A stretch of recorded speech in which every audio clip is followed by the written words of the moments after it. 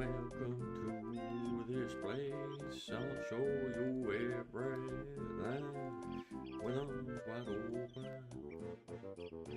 Everything has changed, so you know. I'll show you everything.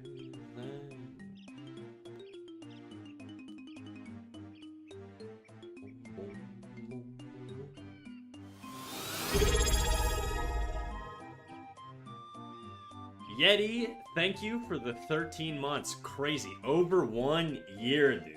That is insane. You're probably like my longest standing subscriber right now, Yeti. I think. I don't think there's anyone that's been subbed longer than you, dude. It's crazy. Thank you. Appreciate it. Polybits, do a jiggle. Shit, you know it, dude. You know it be jiggling, dog. You know it be jiggling. Time for some back pain? Always. Speaking of pain, I'm gonna run some ads here in a sec. We're gonna run them now. See you in 3 minutes, unless you're not regional to where ads run, in which case, congratulations. Pieces, this is my last resort. Cation, no bleeding. Don't give a fuck if I come real bleeding.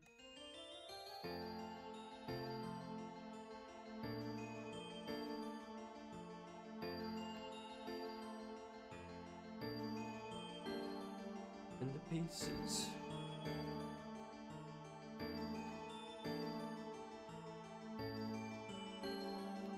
How you guys doing? It's been a while.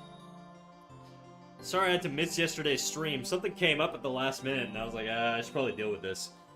But otherwise, life's good. How you doing, Merc? How you doing?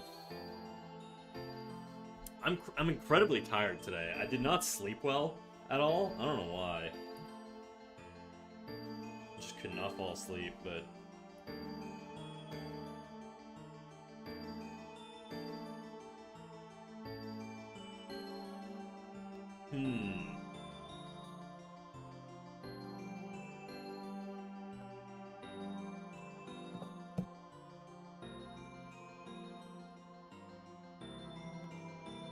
But yeah, my week's been pretty good.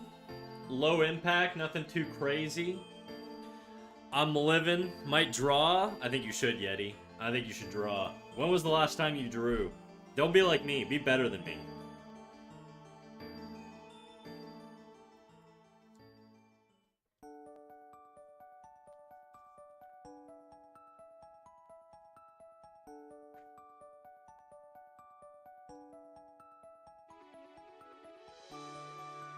Howdy, what up, Black Knight? How you doing? I noticed we had somebody join the Discord called Penguin Knight. We got so many knights. And so many penguin lovers in the community. I don't know what's up with that. I don't know why I draw in so many penguin lovers. I'm not mad at it, it's just curious. I went to sleep too late last night, stayed up watching Rhythm Heaven videos. Oh shit. I don't know what that is. I assume it's like Osu or whatever. Or like DDR. That's what it sounds like. Like a week ago, I drew a Jester and then a Master Sword. Oh, dope. I drew a Master Sword, kind of. Never finished it, but...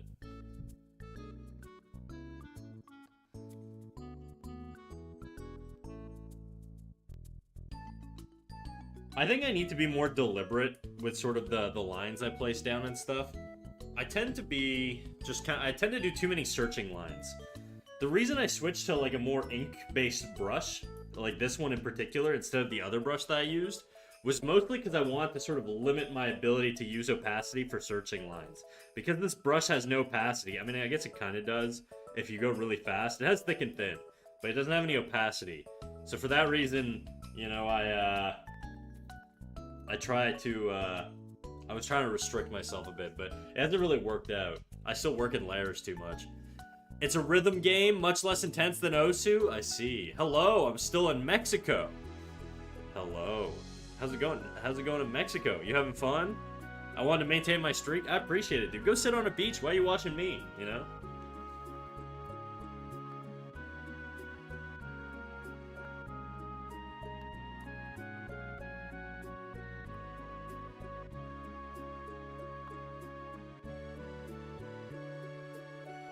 What brush is that? This one?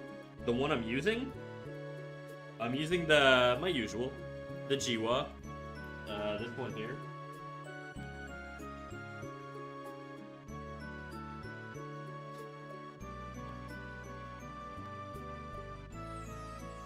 Nancy's playing Skyrim for the first time? Damn, bro. She's like my age. She's never played Skyrim. It's been on like every console and they've remade it like 50 million times. How does this affect LeBron James's legacy? I'm 5'8", dude. I'm not gonna be posing a challenge to LeBron anytime soon. Alright. This boy ain't dunking. Snack, Sade, how you doing?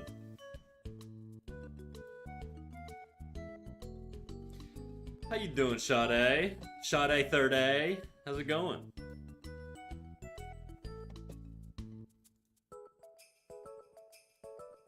Oh wow. Yeah, you didn't know about the brushes? I thought you knew about that.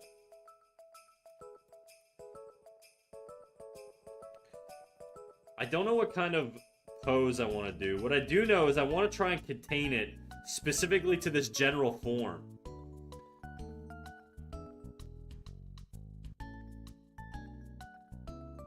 It's just something I want to try. Is to have a... Doesn't have to be this shape, but I do want a sort of general blocked-in shape for the drawing. Enjoying my time off. How are you today, kind sir? I'm awesome. I'm so awesome, dude. Oh yeah, you're taking like your full month off, right? Like you're basically like pseudo unemployed, which sounds incredible. I want that so bad for me.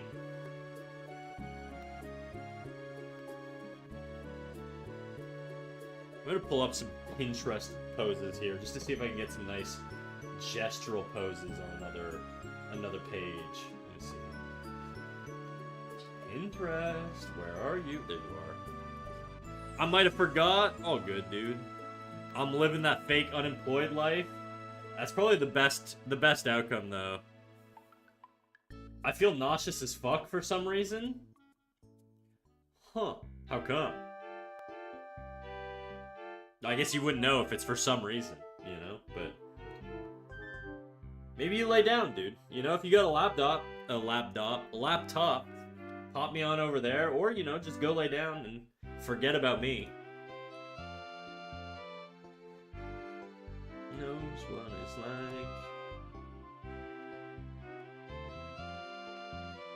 like. Bro, my internet has been so shit lately.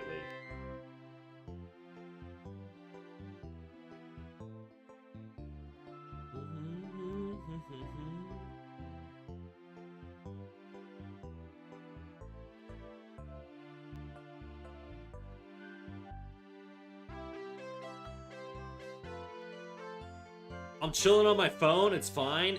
It's crazy to me how many people consume Twitch on mobile.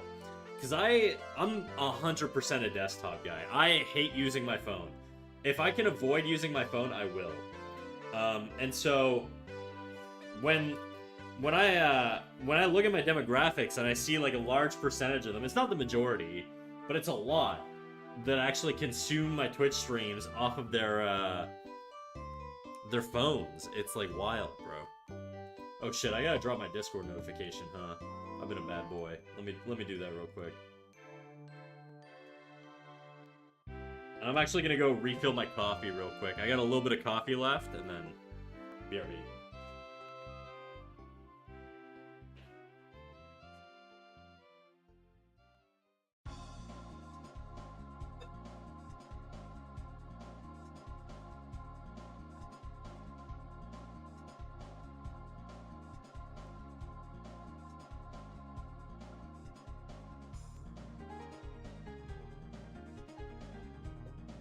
The future is now, old man.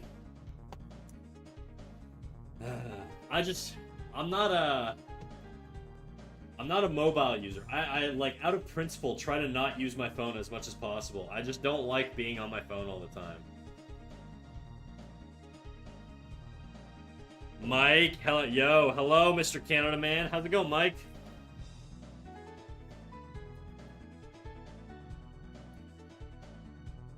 I'm also gonna draw using geometric shapes a little bit more.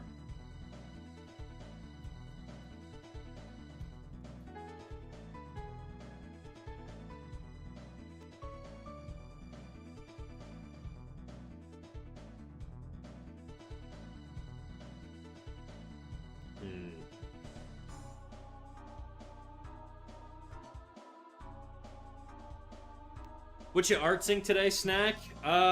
Nothing really. I've been trying to draw less. I know that sounds weird, but I've been trying to draw less because I've been getting a lot of progress on my shoulder when I started pulling back on drawing. And I feel like a lot... I'm starting to realize... I mean, I'm not starting to realize. I've kind of known, but I've probably been in denial. That my active drawing is sort of preventing my shoulder from getting better. And I think before I start cranking out, like, massive amounts of hours again on drawing, probably need my shit to be figured out. I mean, this has been the story of my life since I started streaming, but my shoulder health is, like, really good right now. And I've been making progress on exercises that I really struggled with in the past. And so I need to not draw as much, you know? So I've been, instead of drawing, to justify not drawing to myself, I signed up for some online classes on Colosso. When I say online classes, they're like video lectures and stuff. They're not like a class where I'm going and drawing or whatever. And so I've been doing Sungmoo Ho's Colosso class. I've done his previous Colosso class on anatomy, and I really like it, and I still go back to it every now and then. And now I'm doing his one on how to study. And I realized there's a lot of stuff that he teaches that I was just like kind of doing ineffectively or not well. And he points out some common mistakes that I feel like I have.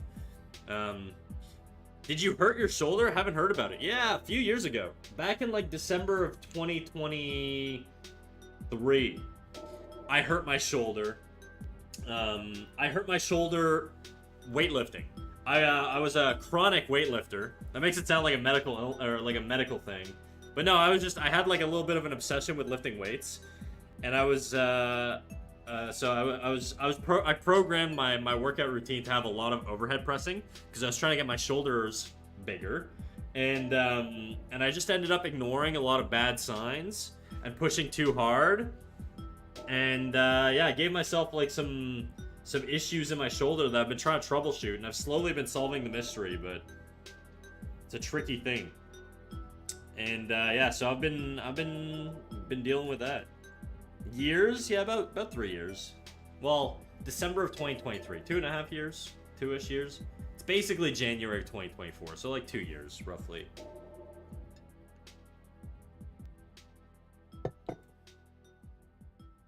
Holy, and it's still causing pain? The thing is, it doesn't really cause pain. Like, my shoulder doesn't hurt right now, but if I draw for an extended amount of time, it's gonna ache. It, like, basically any weightlifting I do, or like banded work or rehab work or whatever, it doesn't hurt sort of it doesn't hurt in the moment, it hurts the next day. And it means the next day I can't like do anything, and even if it's not even just the next day, it'll be like the next week. And so it basically stops me from getting progression on anything. So I've been really pulling back on everything and just treating myself like the weakest bitch ever and just really slowly building stuff up. My doctors, because I've consulted 2 specialists now, and my main doctor, I've had a ton of imaging. Nancy Dearest, wow, who's this streamer? You remember me? I know it's been so long. Thank you for the 4 months, dude. Yeah, I have I've had a bunch of imaging done. So I've had an ultrasound. They originally showed a tear on my rotator cuff, and so then I went for an MRI to see if it was a tear. It wasn't a tear. What it was is a bunch of scar tissue buildup from previous injuries that I suspect I got, like, playing hockey. I don't really know where I got these injuries from, because I've never had any acute damage to my shoulder in particular. And so they found, instead of tear, they found it was tendinosis, which is kind of like advanced tendinitis. Essentially what happens is, if your normal healthy tendon, okay, has this sort of these muscle fibers that all sort of shoot in one direction, and then when you get tendinitis, it gets inflamed. Okay, so this gets inflamed, and then you get like these big achy signals. The thing swells up, you know, it gets bigger and bigger, and then it's all swollen and shit, and it's achy, and it hurts. Now, once you get past tendinitis, if you don't treat the tendinitis or lay off of the inflammation, you get what's called tendinosis, which is what I have. And that's where the muscle fibers, or the tendon fibers, I should say, get all fucked up and frayed. Okay, so they get like all tangled and messed up, and then they don't have the same tensile strength that they normally do. So this is the stage. If you have this, you're basically in a pre-tear stage. So your muscle is primed to tear, okay, but it hasn't torn yet. And so you could treat it, but you have to heal these muscle fibers and get them to straighten out again. So you can think of it as like a rope with a bunch of fraying. A normal taut rope, you could put a lot of tension on either end, and it's fine, it'll hold up. If that rope is frayed, you end up in a scenario where it can tear very easily, right? And that's sort of what tendinosis is. So what I've been doing is doing light rehab work to sort of build up healthy muscle fibers. You can't really get rid of tendinosis, it's a degenerative thing. But what you can do is you can build up healthy tissue around them to sort of, compensate for that tendinosis, from what I understand. Now, look, I'm no doctor, guys, okay? So don't quote me on any of this shit. This is my layman's understanding of it. So anyways, I had an MRI that showed tendinosis. Treated the tendinosis through physio. I would still get these massive flare-ups that would kind of confuse my doctor or my physiotherapist, because the tendinosis is supposed to be something that you can rehab in like 3 to 6 months, roughly, you know? And most people get a full recovery off of it. But I kept getting these massive flare-ups off the lightest amount of rehab work, and it was terrible. Like, I just couldn't do anything for like a week, and I would like, if you joined my stream like a year ago when I started streaming, I have to take full weekends off just because I was like so fucked up. And that slowly got better and better and better, but it never got, like, the flare-ups never fully went away. I just kind of worked within them. I tried to get as much healthy work in as I could, exercise-wise. And so I started suspecting that I had, like, a nerve issue that was, like, secondary, like another thing. And so I went to the doctor again, and they sent me for an EMG this time, which is essentially it's like this test where they electrocute you. It's kind of weird. If you've ever used a shock collar, it kind of feels like that. But they just basically take this prod, like it literally looks like a prod. It's got like two little polarity like metal things, and they electrocute your arm. It doesn't hurt. It's just like a weird feeling. Your arm just kind of like jumps and stuff, and then they check the health of the nerves. And my nerves were completely healthy, which is a great thing. Okay, it's a good thing, but it also means I don't know what the fuck's going on. This was before, I had an x-ray on my neck to see if there was an impingement in my neck. Nope, cervical spine, totally healthy, okay? So now the doctors think it's a myofascial issue, which is, if you don't know, you have these muscles, like let's say you take, I don't know, let's say you take your shoulder, okay, this is your shoulder has all these muscle fibers running inside of them or whatever, okay, or making it up. And these muscle fibers are surrounded by this sort of thin film called myofascia. And this film essentially keeps them compact, okay? It stops them from separating. But that can get irritated, and it can get fucked up, and it can build these like knots and all kinds of stuff. Anyway, so that's where we're at now. That's what I'm working towards. I'm pretty sure that's what it is, because the treatment that I've been doing has been helping. It's a lot of reducing inflammation and stuff. I don't know, dude. The myofascia stuff is kind of very misunderstood or not understood super well medically. So it's kind of that stuff where when you tell people you have myofascial pain, you sound like a crazy person. So I tend to not bring it up that much, but yeah, that's sort of where we're at. And hopefully I can figure it out from here. The moral of the story is stay fat, don't work out. Yeah, exactly.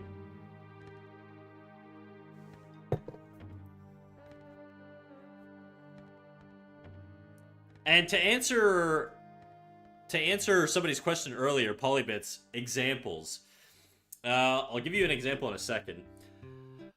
What's good, Snack Plus Chat? What up, Mikashi? How you doing? An example of a common mistake that I would do is if I'm drawing a rib cage. Okay, I tended to show the top plane of the rib cage here. But the reality is, when you're drawing a rib cage, you're not actually showing the top plane of the rib cage. It's like a misconception that you need to show the top plane of the rib cage when you're boxing it out here. A lot of people think they have to see it because you can see the traps and stuff, but the traps are actually like a separate thing. And so you wouldn't actually put that in there. I don't know. These are very, very subtle common mistakes that I've made. But I feel like the class is a little bit more catered towards intermediate-ish. Like, even here, my instinct is to show the bottom of the box here. But you wouldn't, because I can't see the bottom plane of the chin.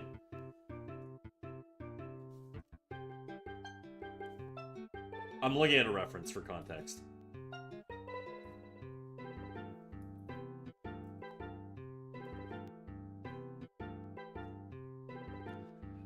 What's up? What up, Jadu? How you doing, big dog?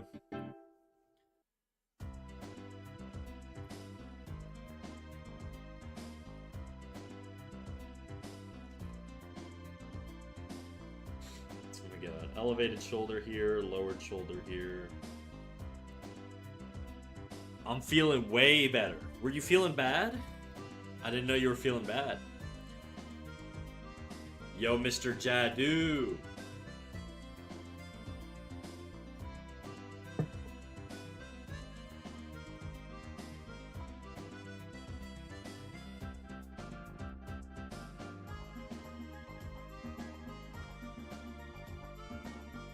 And then there are other things that I'm being taught in this course that I didn't actually that I didn't actually know.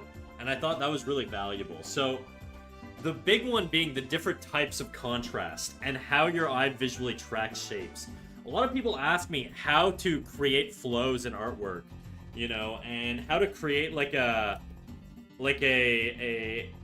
visual map in your piece. And there are lots of things that you can do that I was doing, but I didn't really understand why I was doing them. And now that I know, I can watch them a lot more. For example, a lot of people ask me, how do you create like a nice flowing pose? Well, the concept that I learned is that you want to have a main section, and then you want to have a transitional section. And then you want to have a main section and a transitional section, and a main section and a transitional section. An example of that would be, you know, like if we're taking this Link guy here, this like face here is like a main area. Then, you know, like the belt could be like a transition, so it's like it separates out bigger pieces, right? To sort of gradually lead the eye in a certain direction. And you have all these little transitional things, like the rings on the sleeves, or, you know, these rings on the greaves or pauldron, or whatever the fuck those things are called. I don't know. So stuff like that, you know, that I was sort of doing unconsciously, without deliberation. Snack fake friend. I don't know, dude. I haven't been very active online. Tell me what's happening with Jadu. It was in A&E on Monday, and I felt like I was straight dying. What's A&E? It's a TV channel here. I don't know what it is in the UK. Is it like a medical thing?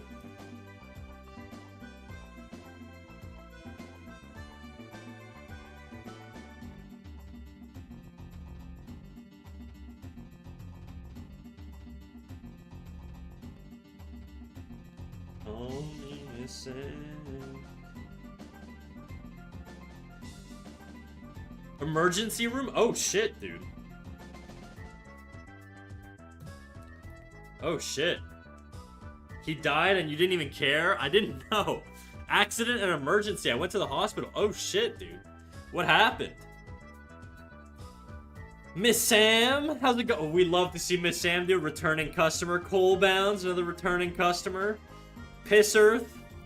How's it going, Piss Earth? He died and you don't even care. Well, I gotta know to care. Of course I care. Jadu, are you okay? Long story short, I had a chest infection. It got pretty bad. Oh fuck, dude. Does it come from a thing? Do you know like where it originated from? Dude, I hate my line work on this.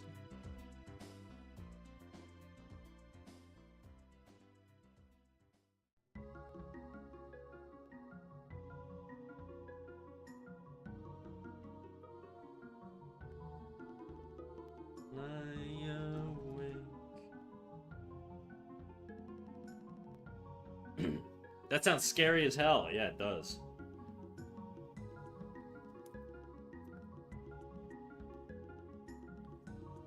I'm feeling way better, Ronaldo. I've never felt happier to be in a somewhat healthy body. I did not mean to say Ronaldo, and I'm assuming everyone knew that. I genuinely just thought you were having like a schizophrenic episode and talking to or you knew somebody by name and you were just doxing them. That was my assumption. I thought you just had a special connection with someone in chat here. My guess would have been Molasses. His name is Ronaldo or something like that, you know? But glad you're feeling better, man. It'd be a twist if Nancy's real name was Ronaldo. That would be quite the twist. I did a sketch last night for a streamer. Gonna do the wood burning today. Oh, hell yeah, dude. You should post it in the Discord. I'm curious. I'd love to see it, especially wood burning.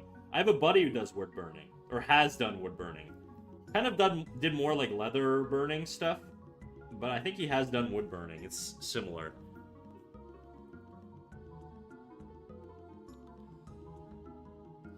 That transition line thing you were talking about, is that similar to alternating curves and straights? No, it's very different. I'll see if I can find an example. Let me just go on Instagram and just see if I can find an artist that I follow. I don't want to pull from like... Oh, what the fuck? Dude, my Instagram feed right now is nothing but goon content. Show me artists, bro. What the hell? It's like hockey, dogs, and goon content. This is probably my fault. Is there a way to make your Instagram just fucking people you follow, dude? I hate this shit. More. Your activity. Switch accounts. No.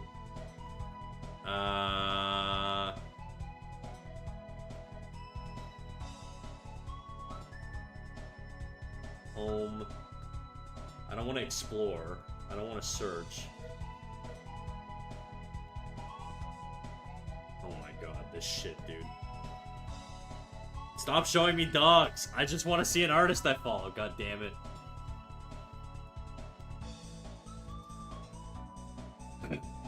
Chat, anybody know?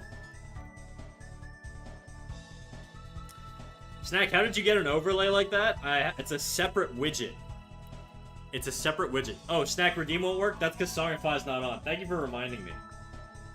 I'll turn it on. Give me a second here. Snack hates dogs? I'm the opposite, bro. I love dogs. I actually harass my friends to send me pictures of their dogs. Okay. It's on now. No guarantees that it'll work. Let me just test it out with your song request, so you don't have to redeem it again. There you go. Michael Jackson? Alright. I have opinions. Bro. Oh my god. Dashboard. Chat, does anybody know how to get Instagram to stop showing me shit I don't want to see and just to show me people I follow? There's gotta be a way.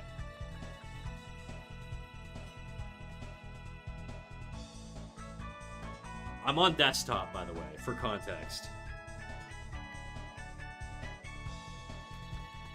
Oh, controversy? Tell me your based opinions. I just think he's like mad overrated. I've never listened to a Michael Jackson song and be like, I've never listened to a Michael Jackson song and been like, I want to listen to this again. It's just never been, I've just never vibed with it, dude. Kind of blows my mind how popular he was, to be honest. He was like a freaky weirdo with like mid-music, in my opinion. But clearly I'm the wrong one, because half the planet loved him, so...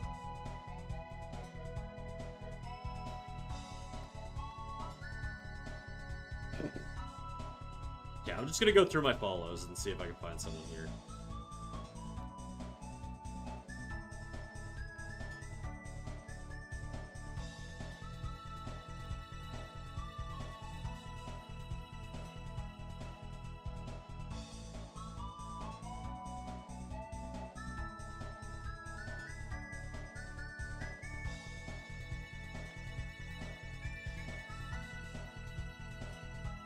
Okay.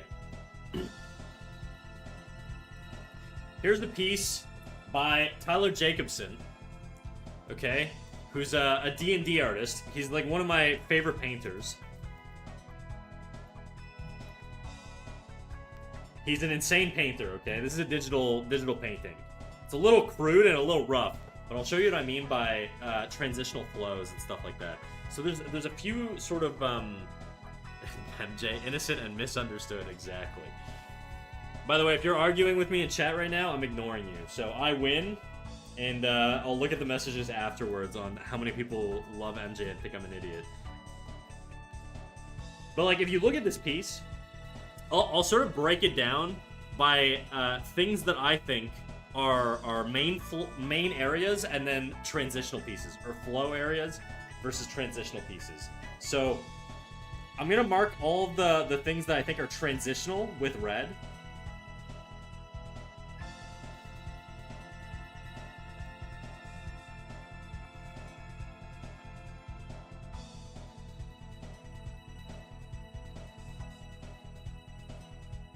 Now, I'm just going to sort of stick to this area just because it gets a little crude the farther down you go. Because you could tell his focal area was this.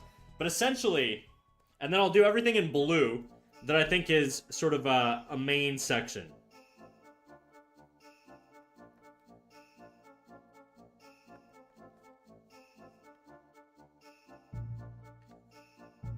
And even like over here, these would be like little transitional.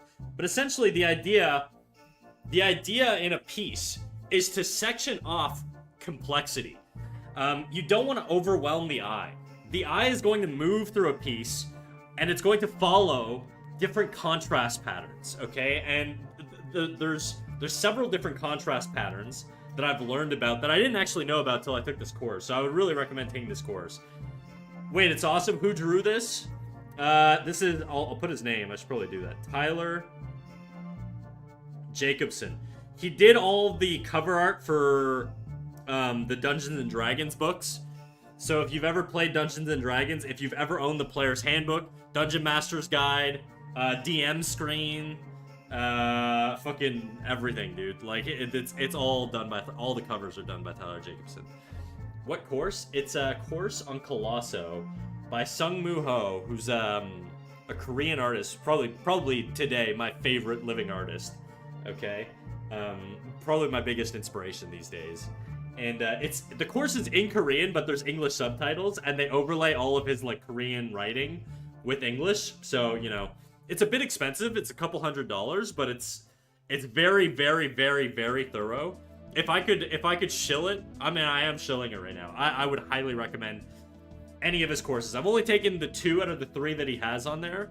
So I've taken the anatomy one. I took that like years ago. And then I took his, and now I'm taking his sort of how to learn art course. And he breaks a lot of this stuff down. So I'm not going to go into too much detail, but essentially, like, he talks about sort of different styles of contrast and how you can identify different contrasts and how the brain perceives contrast. So the first one is dark to light. So if you have something that's really dark in shadow, your eye is going to move towards that. It's going to be a focal area. So if you have an area with high contrast that has a big transition of dark to light, think of this guy's hair up here being really dark. Whoops. The hair up here versus the skin. This is a big contrast. These are big jumps. This is basically pure black, and then we have like a mid-tone here, right? And even over here, you've got like this highlight over here, where I would be really willing to assume that the contrast in other areas, yeah, they're less detailed. So that's one. So dark to light is like one contrast type that is going to draw the eye. If you have a lot of dark to white contrast, it's going to be it's gonna draw the eye. Now the issue is if you start putting dark and white or black and white next to each other all over the place, you end up in a place where the piece just gets confusing and the eye doesn't know where to look. I've given an example before, and I kind of had this self-discovery, so it was nice to hear another artist validate this. But when I was giving Nox critique like a week or two ago, I kind of came up with this little example, right? So if I do if I do like a line, like this. Let's say I do a line like this.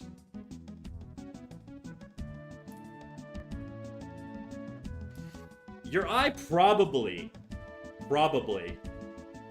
is going to start over here. Whoa, shit. Your eye is probably going to notice this section first and then move in this direction. Probably. Like if I flip it, your eye probably looks here first and then moves in this direction. I can probably push that by making this even lighter in terms of values. But your eye's gonna look here, or it's gonna get caught here, and then it's gonna move this way. Usually. It doesn't help that there's a bunch of shit on the screen right now, which, you know, kills my ability to give this as an example, because your eye's probably getting caught and distracted by a bunch of shit on screen right now. But typically, your eye's gonna look at the darkest area, and then it's gonna move toward the lighter areas. But what happens is if I put, like, let's say I put a little line break here, and I do something like this. Now your eye doesn't really know where to look. It kind of gets confused. It wants to sort of look in this region here, but it also kind of wants to look in this region here. And it gets kind of like, it's weird. You break the flow doing that, right? Is it Tyler that did the course? No, Sungmu Hyo did the course. So Sungmu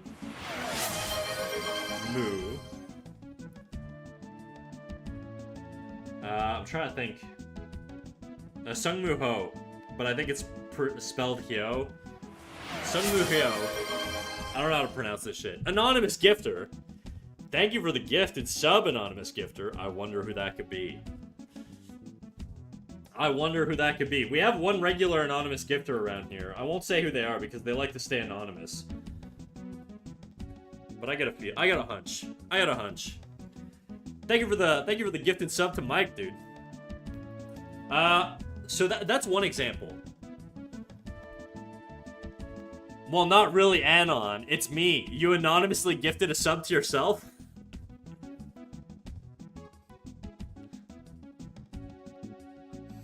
Can you do that? Because I can only do it like that. Oh, really? Oh, shit. Well, thank you, dude. I just noticed you gifted 6 months. Thank you for that. I appreciate it, dude. Big time. This is one example of contrast. Is light and dark contrast. Stolen Valor. What up? What up, Ian? How's it going, big dog? I can't pay Twitch from my country, so I use third-party sites. Oh, shit. Light and dark contrast is one example. Then another one is soft to hard, okay? Much like other things, some things start soft and then get hard, and it draws the eye when they get harder, okay? So let me give you an example here. I gotta find... I like soft and hard. Yeah? Yeah? Do ya? I'm gonna keep it appropriate. I'm an appropriate streamer, dude. We're G-rated. Let me find a soft brush here. I don't really use soft brushes, so they're kind of hard to come across in my... There we go. Soft round. So, an example, I guess, would be, let's do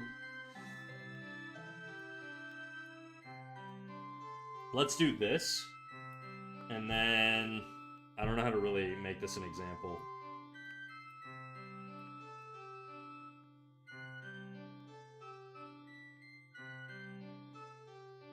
No, it's not a very good hard brush.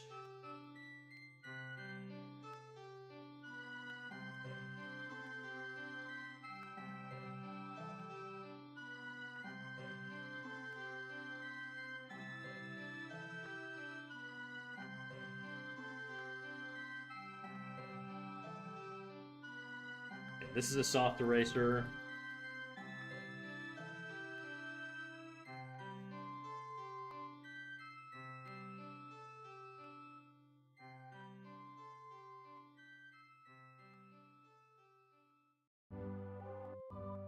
So if you do like these soft areas, your eye is usually going to be drawn from the soft, and then it's going to move in towards the harder edges, right? Like, we have a little hard edge down at the bottom here.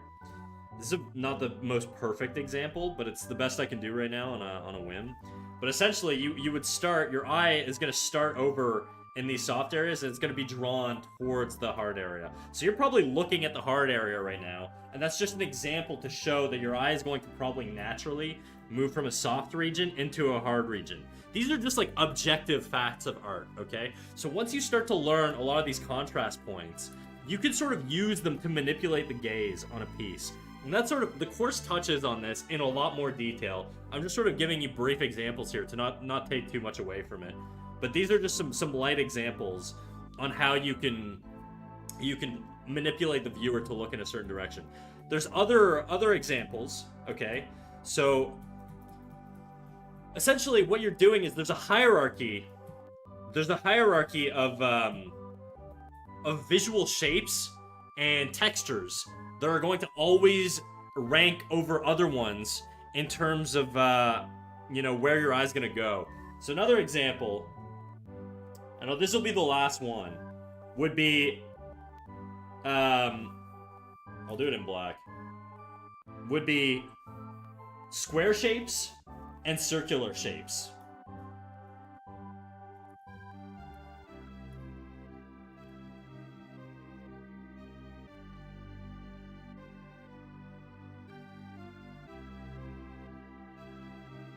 So almost always, your eye is going to move towards a circular shape. So if you start with this, you're going to end up with, your eye's going to move in this direction. It's usually going to be drawn to the circle, okay, and the circular shape. So these are like things that you can implore or apply to your artwork to sort of make intentional paths for the eye to travel, okay? So these are just some examples of just like objective truths around what like the average human eye is going to perceive and how the human eye perceives things. And these are just like facts. Now, maybe you're somebody who's like, actually, I'm more drawn to the square or whatever, and my eye doesn't move to the circle, it moves to the square. You're probably unique, okay? Because if you generalize, most people are probably going to move towards the circle rather than the square. I actually didn't watch that. Okay, well, let me, I don't know if I might have undone. It might be too late to go back at this point. Burn me on the stake for that. So that's just one example. Then there's flow, right? So the flow of a pose and transitional areas, like having elements that sort of lead the eye from one point to another. A good example that's given in the course is stitch lines on clothing. So stitches, seams, belts, accessories, jewelry, all of this stuff are really, really, really good tools to transition the eye from one area to another.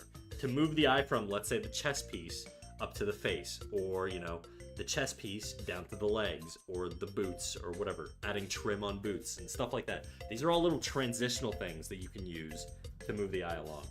Anyways. All that to say, the course is valuable to me. It's been going really well. I like it a lot, and I would recommend it to anybody who's interested in taking a course. Ad over. It's not really an ad, I just actually like it, but...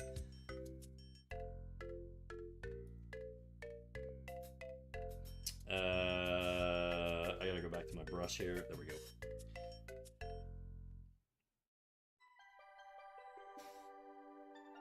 Hey, it's been a while since I missed your stream. What up, Crow Doodle? How's it going? All right, everybody's talking shit earlier. Let's read some chat messages that I ignored.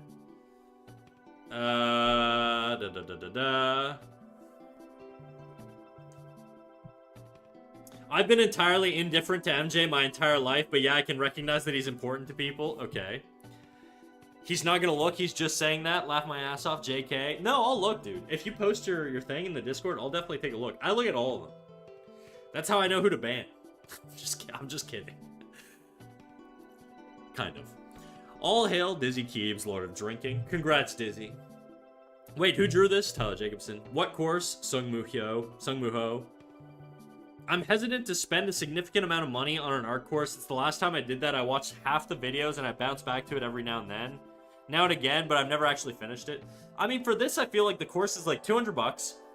And it basically was 200 USD, I should say, I guess. You own it forever. So you can just go in and out of it whenever you want. Go back to a section if you need to. That's sort of how I use them. Sort of as needed. I don't just like sit through and grind through the whole thing in like fucking 30 hours. Like that would be inhuman.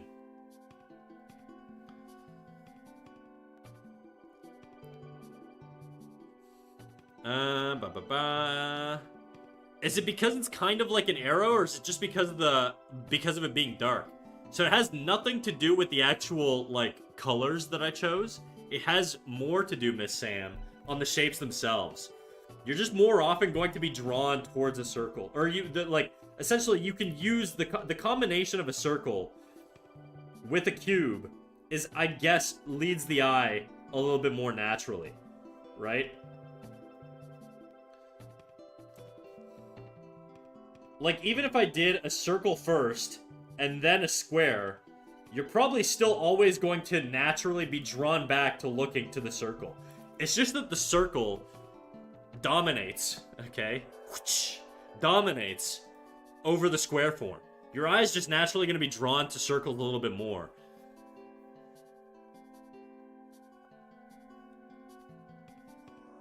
I don't know why, you know? Maybe it's just more comfortable to look at a circle than it is to look at the angularity of a cube. I don't know. But that's just sort of what the brain wants to do. And I feel like I could use a bunch of different, like, shapes. Let's say I did, like, an oval. And then I did, like, a really, like, small cube here. That's more like a triangle. You know, I feel like you're still sort of drawn that way. Let's say I made the circle way smaller. And then I stuck a cube on it. Maybe in this case, because there's size contrast, maybe you'll look at the cube a little bit more. But I feel like, generally speaking, you're kind of always going to go in this direction.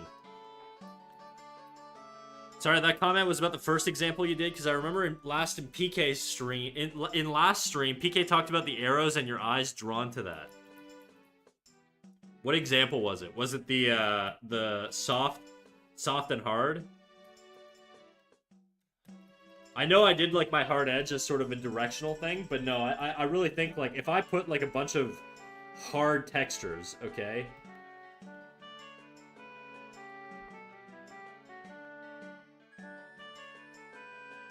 And then, let's say I did this, like, perfectly.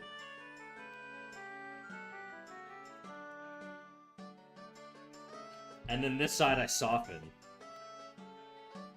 Like, I just soften the edge or something. I gotta go back to my soft brush here.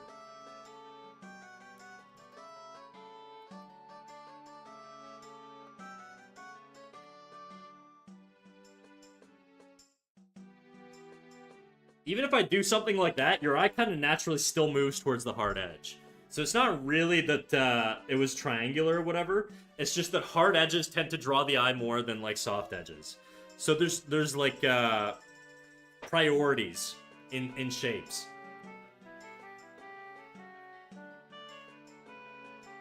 The light and dark contrast had, like, an arrow and light to dark. Yeah, I mean, I guess I could just do, like, let's say I take a circle here. Okay, let's say I put, I don't know, a line down the middle of the circle. Oops. Something like that. And then I do this. I feel like your eye is probably still naturally going towards the dark. You'll notice the light, but you're probably actually going to move. Your eye's probably going to look a lot more at the dark. It's a lot more catching. Like, if I flip this, I'm gonna flip the canvas and see where your eye goes. Flip the canvas, see where your eye goes. Flip. It almost always, to me, gets drawn to the dark. And so you're always going to move from the lighter forms to the darker forms, is what that's saying. So if you want to intentionally guide the eye in a certain direction, you could do it that way, you know?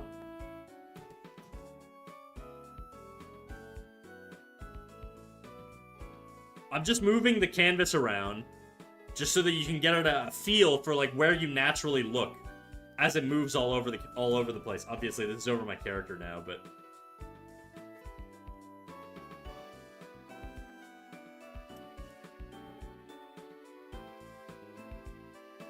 anyways.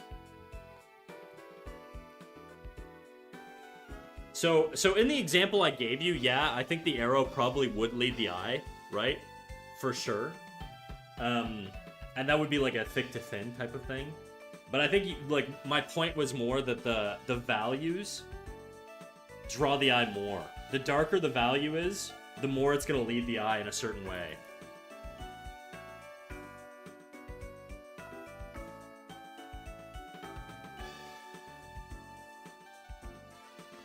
And it also creates, it's also the high contrast between the light and the dark, right? So if you have like a focal area, like normally what you would do is you would illuminate, like, I'm trying to go back to this example. The most light is like up here. And it's because I want the face to look here. Now, in my opinion, this is unfinished and I can put a lot more contrast. But it's just, oh fuck, I just painted the whole canvas. Oopsies. Let me switch brush. But even if I look at this example, I can't remember this artist's name. Somebody told me their name when they told me to use this as reference. But the highest contrast points in this piece are, like, basically the hand and the eyes. And it's because they want you to look here. You know?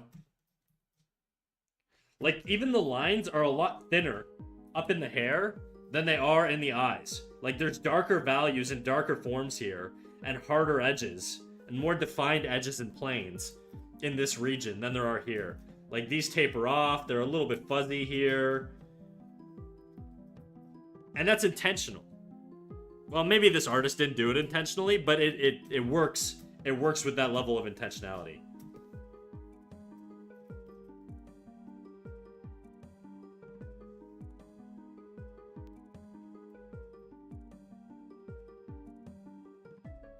Anyways, back to drawing my freaking mannequin here.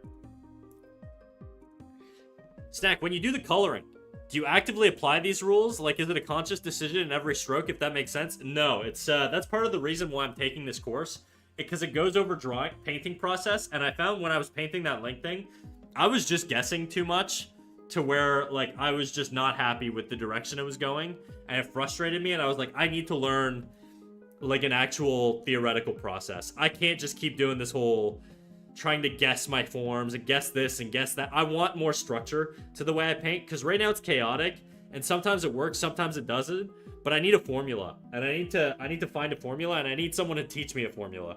And I really like this artist, and so, you know, why not learn from them?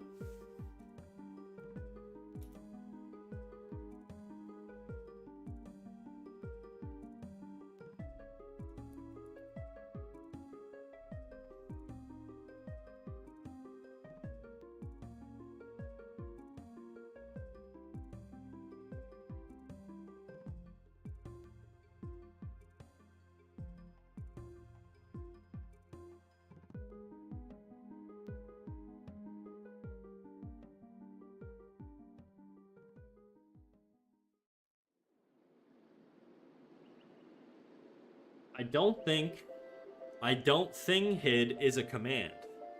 I want to say there's Lord and Goddess. I don't know what you're talking about. What hid? Hig? Did somebody do a command? God?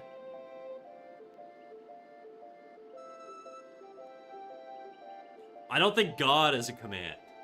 Is it not? I don't know. I've never made any of these commands, so I'm at the whims of whoever makes them. Goddess is one, for sure. I think God is one. I think it's just like bugging. Is it not? Yeah, no, it definitely is. What a fucking horrible thing to be. What a horrible thing to be god of, dude. As I'm drawing like a mannequin spreading her legs here. Insane pull.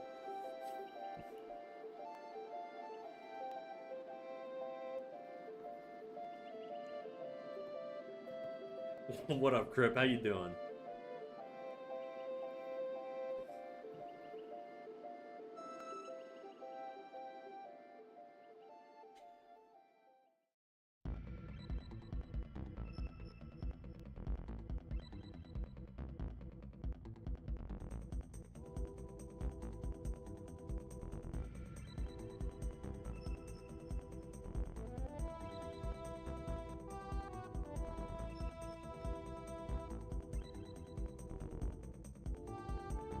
What are you drawing? Right now, I'm just doing I'm doing mannequin poses. I'm trying to practice doing mannequins a little bit more, and then trying to understand how to capture the form with geometric shapes and their perspective. And from there, you know, I don't really know.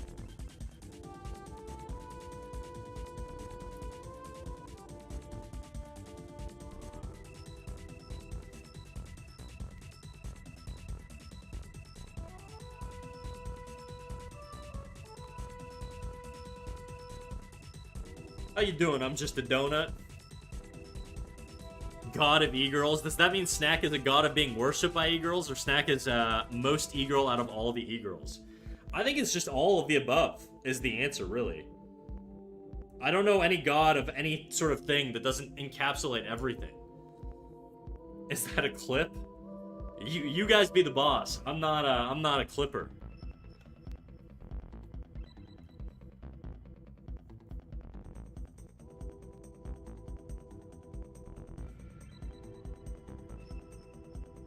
Oh. He means Clip Studio. Yeah, it's Clip Studio, dude. Also, shout out to me if you wanna not get a discount, but you wanna buy Clip Studio, make sure you use my affiliate code in my about section. That way I make money, and it costs you nothing extra.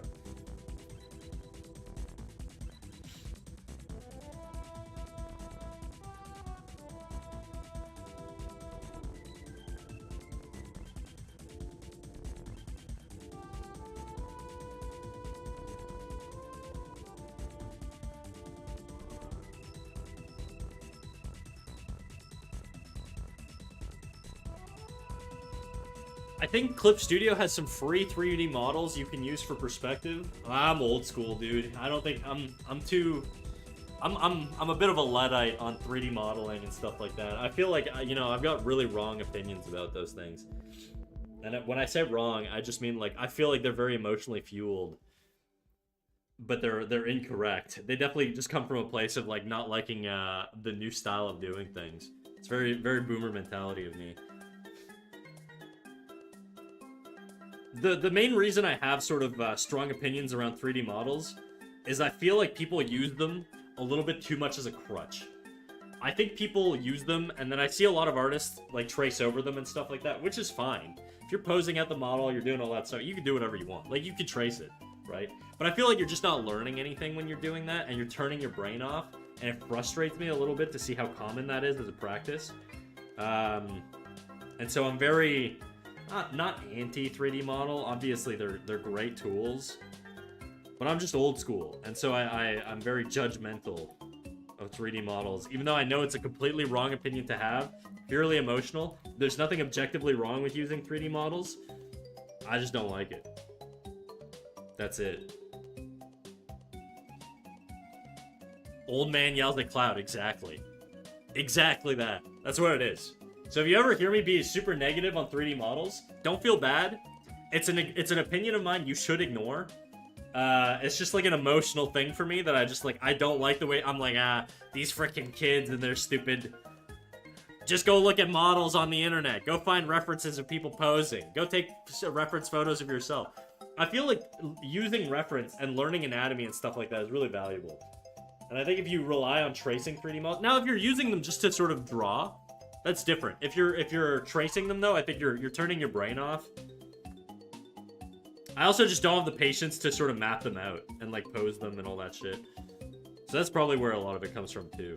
Anyways, all that to say, 3D models aren't that bad. I'm just a hater. Look at 3D models on the internet. Got it. Exactly. Just get the worst version of 3D models to appease me.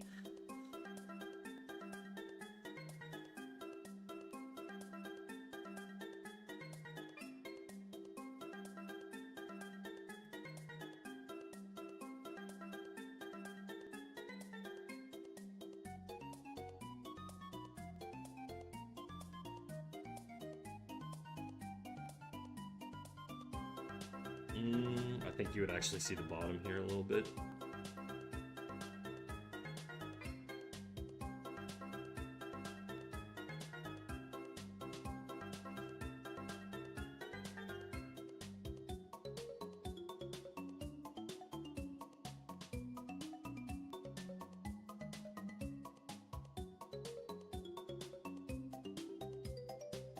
I didn't say 3D for art, just models. Just look at 3D models on the internet. I think 3D models are a good tool. If you're comfortable using them, fine. It's just not how I've done things my whole life. And, you know, I'm an old dog, so it's kind of a new tricks thing.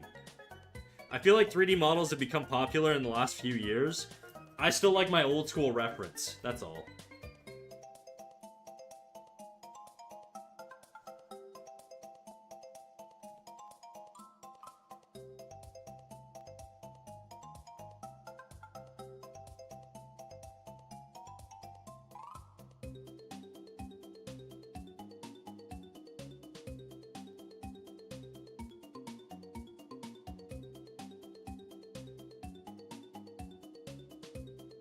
Shaking head.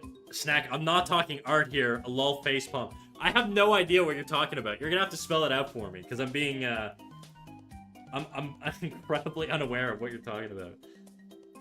Pretend I'm dumber. Or just acknowledge I'm dumb.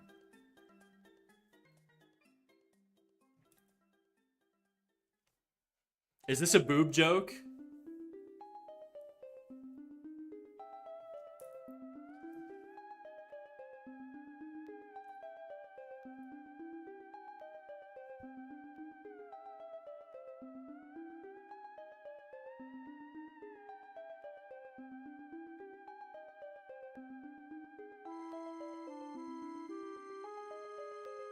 This is a long-ass song, dude.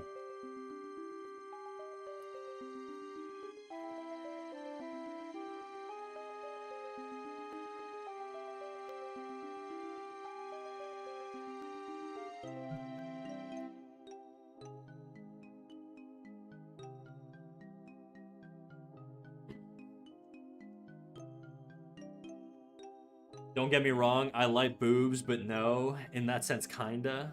Just hot chicks on the internet. I mean, that's what I'm looking at right now. I'm looking at a hot chick on the internet in a bathing suit.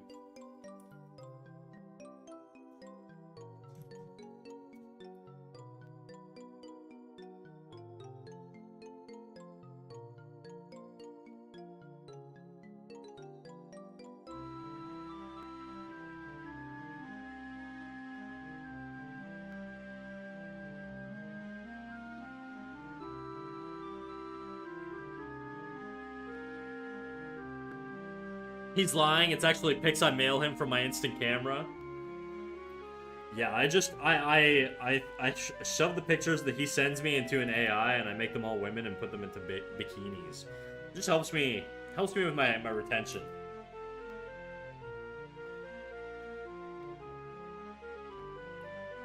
This actually turns away.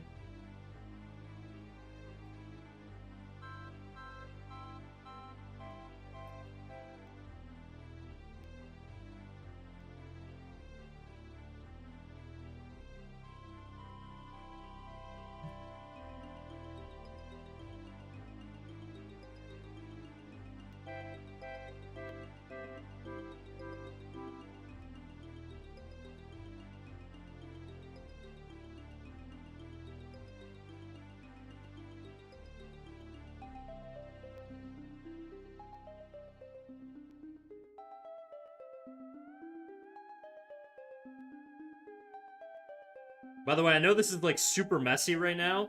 I don't care though. I'm just trying to get the general forms in.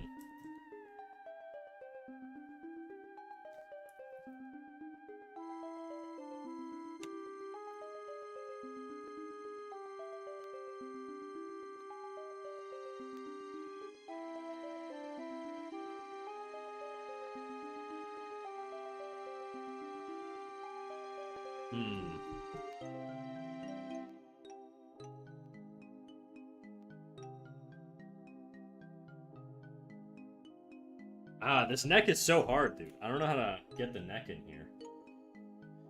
Maybe the ribcage is tilting forward a little bit. In which case, this is all fucked up now.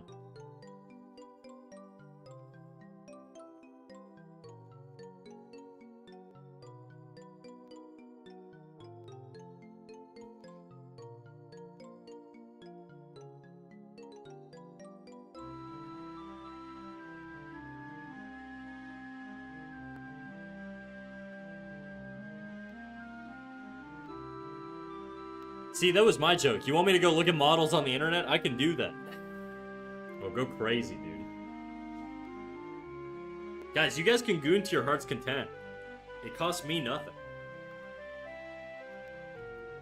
Was ASMR always 15K? Oh yeah, and I should raise it even higher. The value I give for 15K is like way too much. I'm ripping myself off.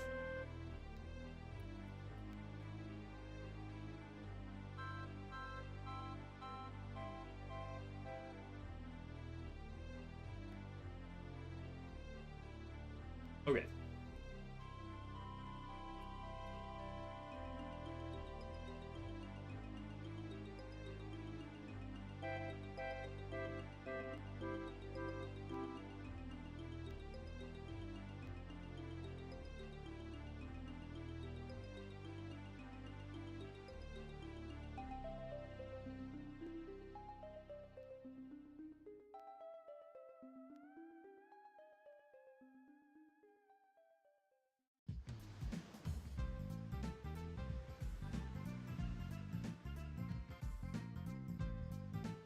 Spam ASMR plus French. I've had that done before. I've almost got 90K. Do I spam ASMR or do I save for the game stream? It's gonna take you another like 2 years to get the game stream. The ASMR does hurt my soul though. Was the Piggy's voice line from an ASMR? I think so. I think it was.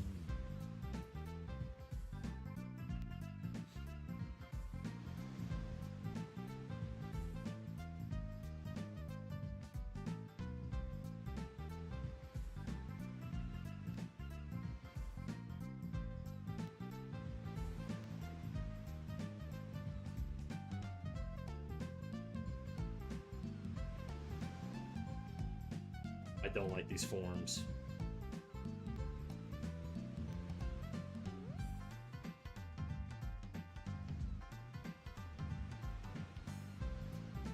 I legitimately think the first time I ever joined, you were doing French and ASMR, because I remember being like, oh, not English, and also, wow, his voice is so goonerish. That's what you were gonna say, huh? Goonerish? Gooner bait? Because I am. We've had one person spam ASMR in French. There's only one time that's ever happened, and I'm pretty sure they got mad about it. Because they didn't like that, basically what happened is one person redeemed ASMR, and in the middle of that, another person redeemed French. So I switched to French, and the person who redeemed ASMR thought they were getting ripped off, and it was a whole thing, and they were like, don't do that again. I was like, alright, fine. So we had we changed the rules, where if you want to do that, you gotta redeem both.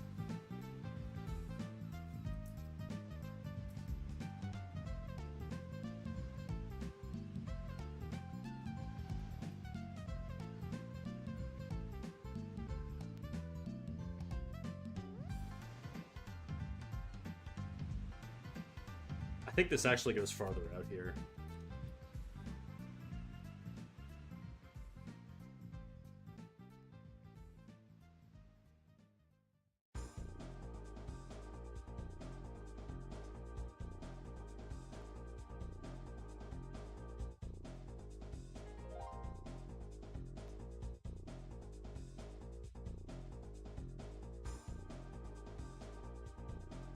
Time to redeem both for Nancy. Attempted to redeem both for Nancy, but ASMR makes me cringe so bad.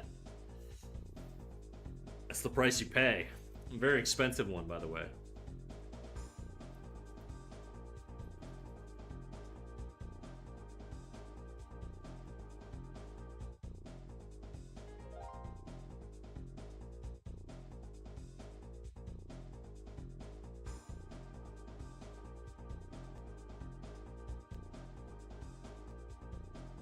I don't like this. I don't like how this is looking.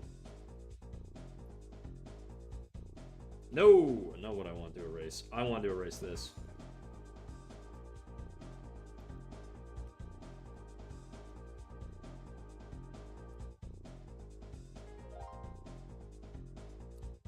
Oh, fuck. Okay.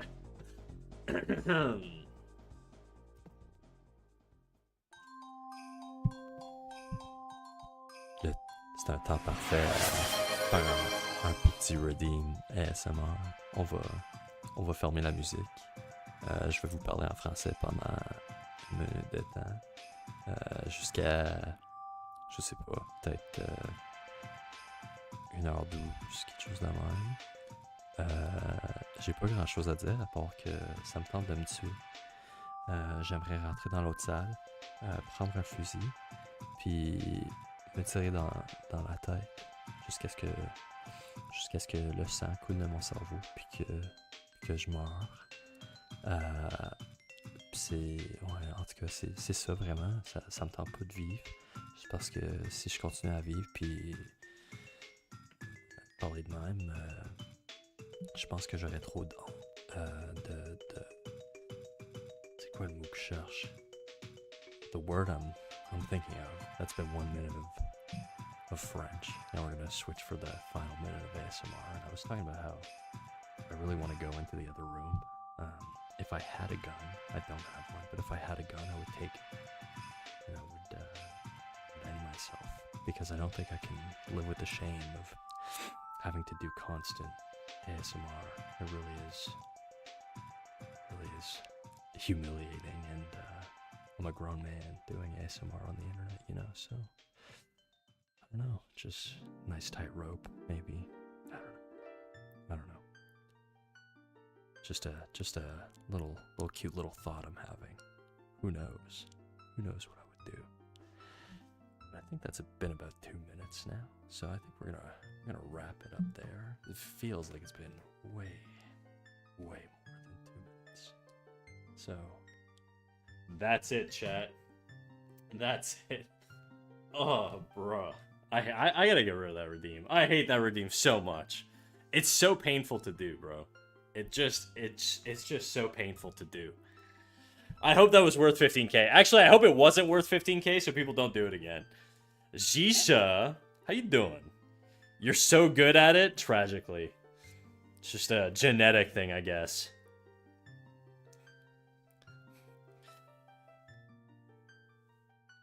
I honestly enjoy hearing Snack ASMR about him losing his will to live. Yeah, I'll bet. I'm a goonless Jadu, fully innocent. Right. I'm sure. Hello, I'm back. And now, I'm a McDonald's employee. Hell yeah, dude. I was a McDonald's employee once. I loved it, personally. I know that sounds psychotic, but I really did enjoy it.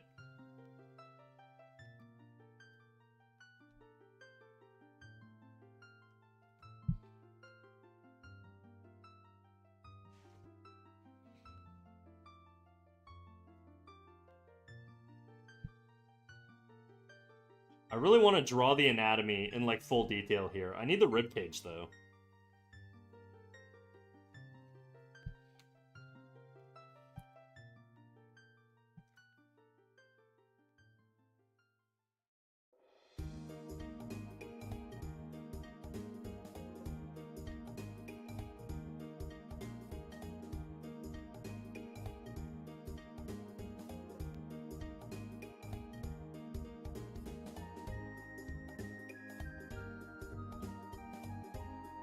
I come back to stream a month later, and this is what I come back to. What up, Lou? How you doing? Yeah, I'm sorry. Okay, blame Crip. She loves it, dude. She loves it so much that she's willing to spend almost 20k points on it.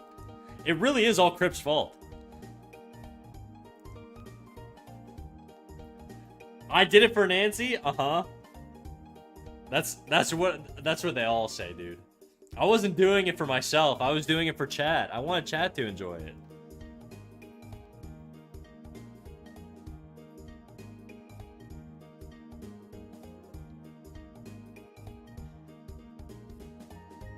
The nice thing is we only get those really every few months, so it's not too bad.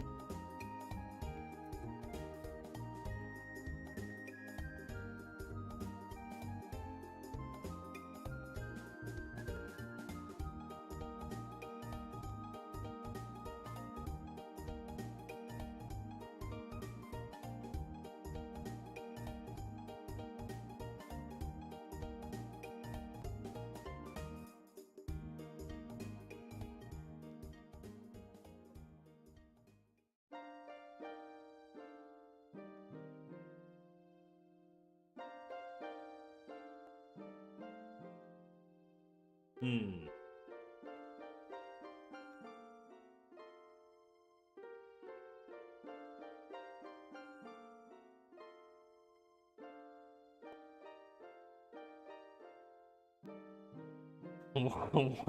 What just happened? What did I miss? What did Nancy say? Rest in peace, Nancy. I didn't read that message, so I have no idea what was said.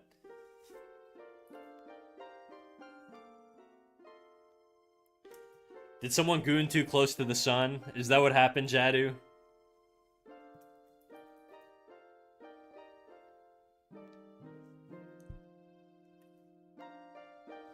Yeah, okay. I'll allow it then.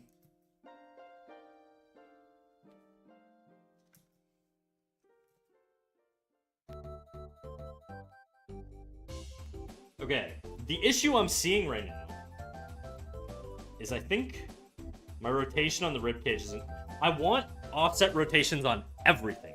I do not want the same perspective on my ribcage that I have on my pelvis. It's just not good. It's no bueno. And so for that reason, I'm gonna rotate the pelvis a little bit towards us. Or not the pelvis, the thorax. Thoracic cage.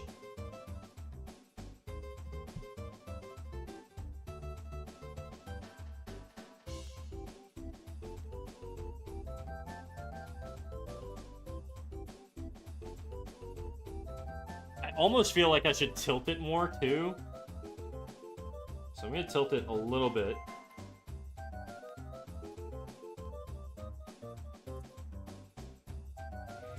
You know what? I think the pelvis is tilted more towards the front, and this rib cage is a little bit more like this.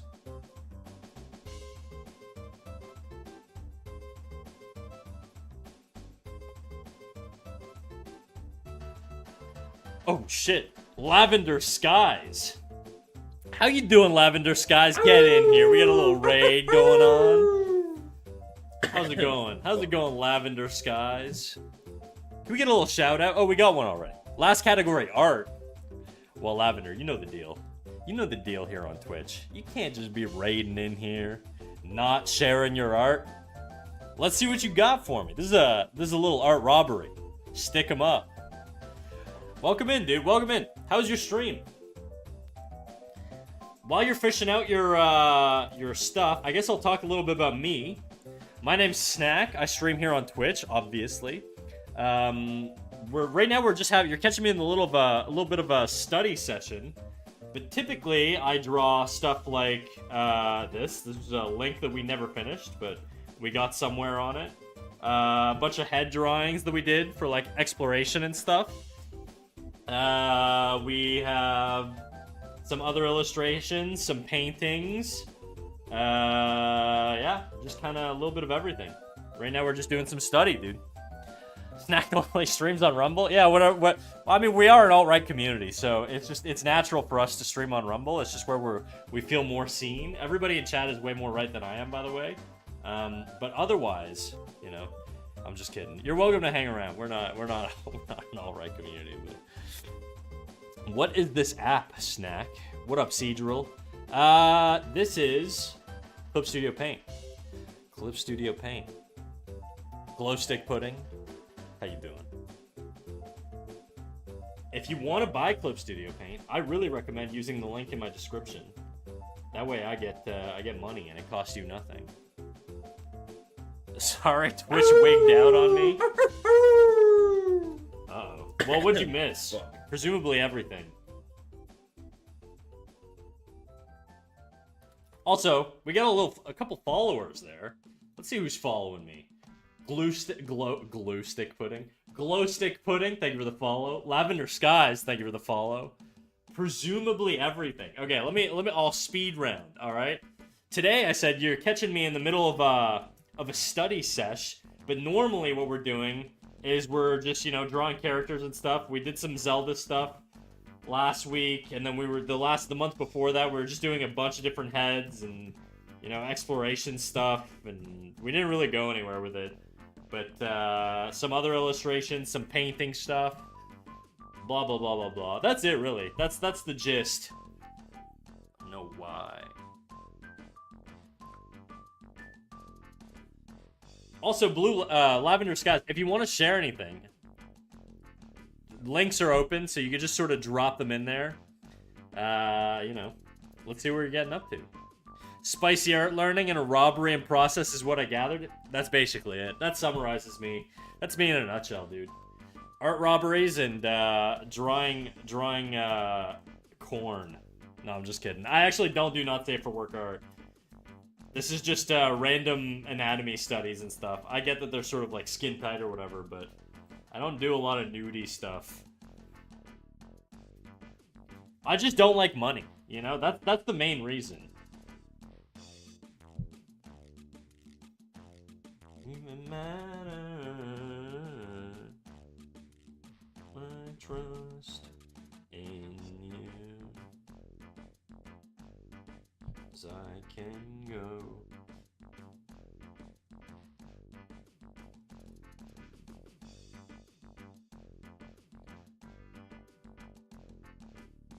Check out Snack's Patreon for lewd. That's right. Follow me on Patreon. I don't have a Patreon, guys. I'm happy to Artax. Do it up. The floor is yours. I'm trying to figure out my rotations here on my pelvis. So I got my rib cage going off in this direction, which is different than the head, which is going off in this direction. So now what I'm going to do is I'm going to have the pelvis come basically straight at us. I think that's the best approach here. It might actually tilt up a little bit. Just because she's sitting. So we're going to do a little pelvis here. A little center line on this pelvis, just so I can orient it.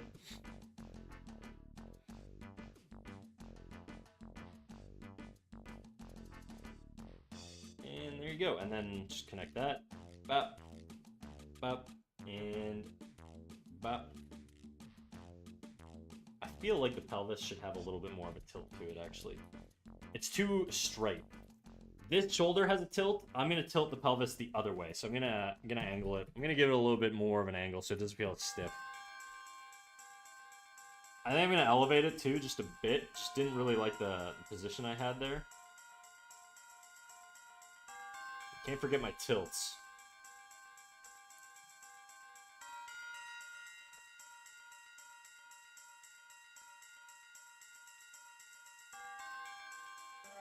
Oh, we got a link. Hell yeah, dude. Will I get a discount for buying with your link? I want to update from 1st to 4's CSP. You will not get a discount, unfortunately. Yeah, it's just an affiliate link, so it just gives me a cut of the sale. That's it. If I could get a discounted link, I would, but unfortunately, I just don't have one. Sorry, bro. All right. Oh, we got environment designs. Hell yeah, dude. Let's check it out. This is what Lavender was working on. Sorry, I flipped it based on how you sent it. Looking good, dude.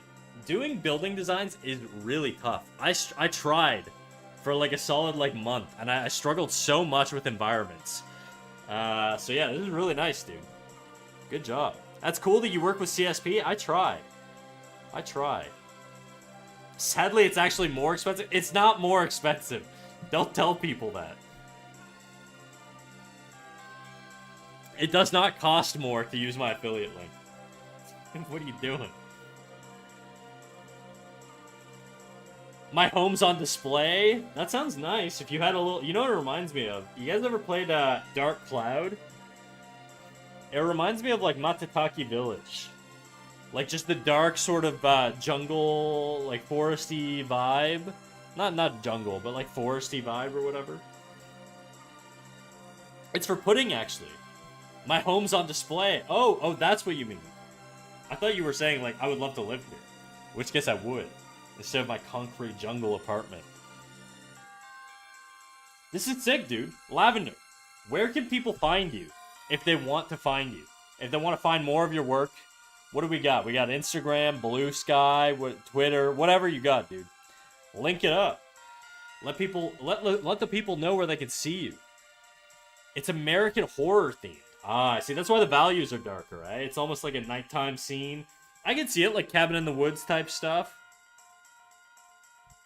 Would you ever put like a figure or like a shadow in sort of in one of the windows, just like really subtle, maybe up here?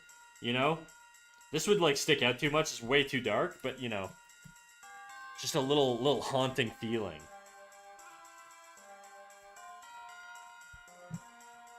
It's the shed Ursula lives in Kiki's delivery service.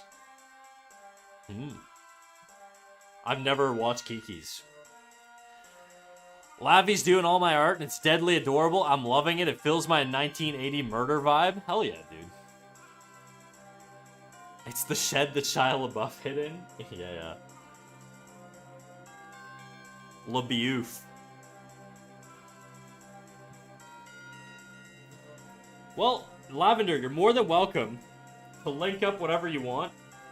I'm gonna go back to doing my little studies here, my little anatomical breakdowns. But yeah, you're more than welcome to just link whatever you want to other social medias where people can check you out. And I appreciate the raid, dude. Thanks for coming in. You're welcome to hang out, or if you gotta take off, don't let me hold you.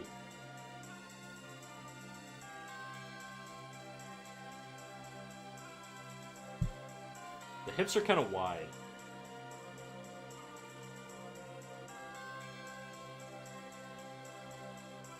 Feels weird. That's how it feels. I think if the hips are going to be this wide, they need to be shifted over more.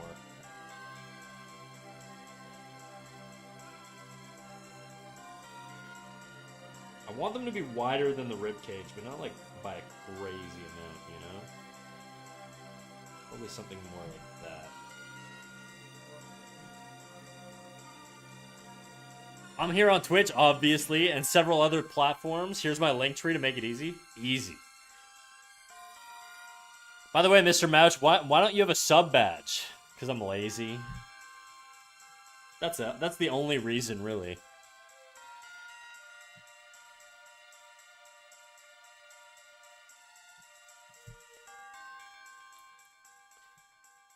Do you normally do art streams, Lavi?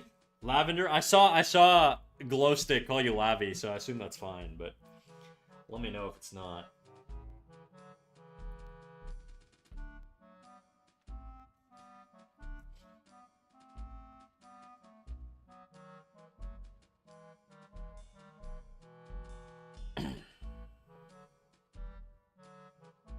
I was gonna type that, but I thought it was rude, and I'm glad that I know you well enough to confidently predict when you're being lazy. Yeah, I was just being lazy. Channel assets and stuff, I like literally only stream to just draw whatever I feel like. That's why I don't do commissions, I don't do anything, really. I'm very selfish, chat. I mostly do art and gaming, and I host D&D as well. Oh, shit, what kind of class do you like to play? Class and race. I feel like those are the typical, like, small talk of D&D.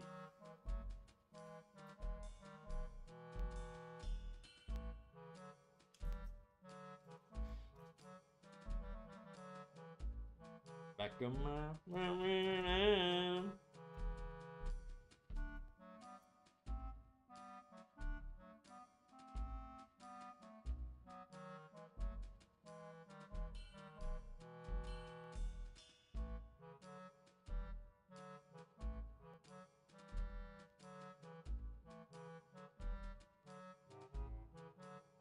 I tend to be a Goliath barbarian, but I'll also throw down as a kobold monk occasionally.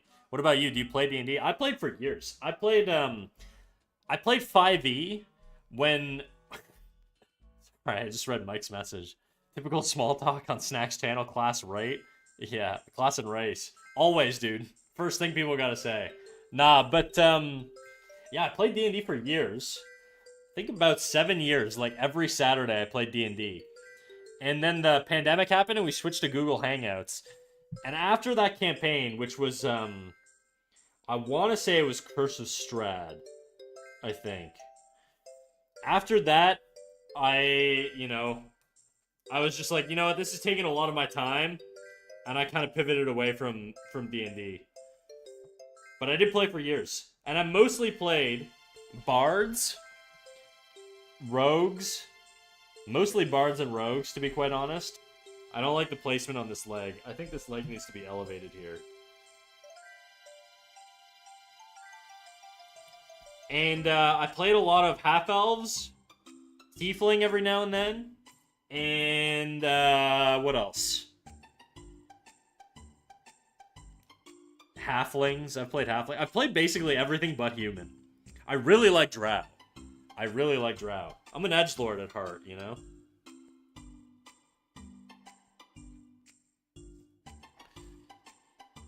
Understandable, it's a major time commitment. Yeah, dude, it's it really is. The way my buddies played, they were like really hardcore, you know?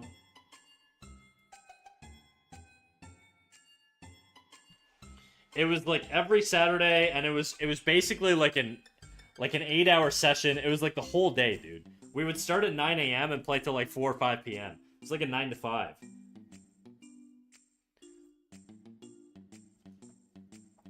I think this leg is still in the wrong spot.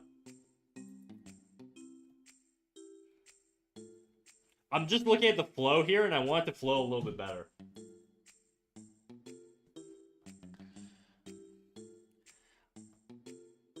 I get that. Love a good drow. That's right. My party didn't shy away from playing like the edgelord evil parties. So drow were acceptable in their evil form.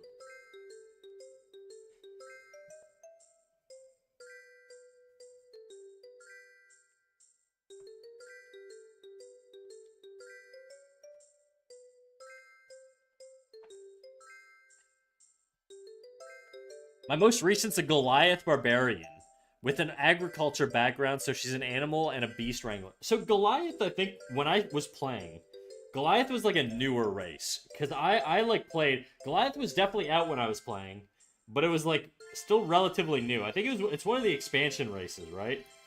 So I don't think I ever like fully experienced Goliath. It came with those, what's the other ones that are like mecha dudes or whatever? Hey, what up, Rennie Ramen? How's it going? For me, it's fun to play stupid orcs, and like in Russian, when you speak without pronouncing words in the right way, it's peak. I can imagine. Yeah, I always did accents and stuff. Snack, D&D stream when? Probably never.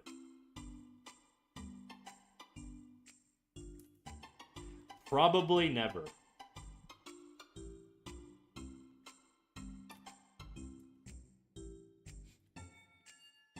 This girl's arm doesn't have a lot of detail on it. She's like just all bones.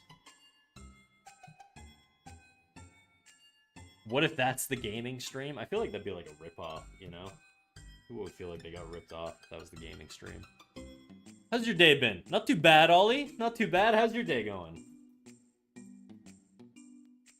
Nobody has the money for a gaming stream? That's the point. That's the point, dude. I don't want to do a gaming stream. But everybody keeps asking me for one. So I made it. It's achievable. It's just really expensive.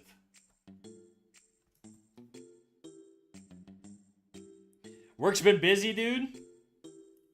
Is that a good thing? I feel like for me, sometimes my work can be boring and sometimes it can be busy. I kind of prefer when it's busy. Just because the days go by faster.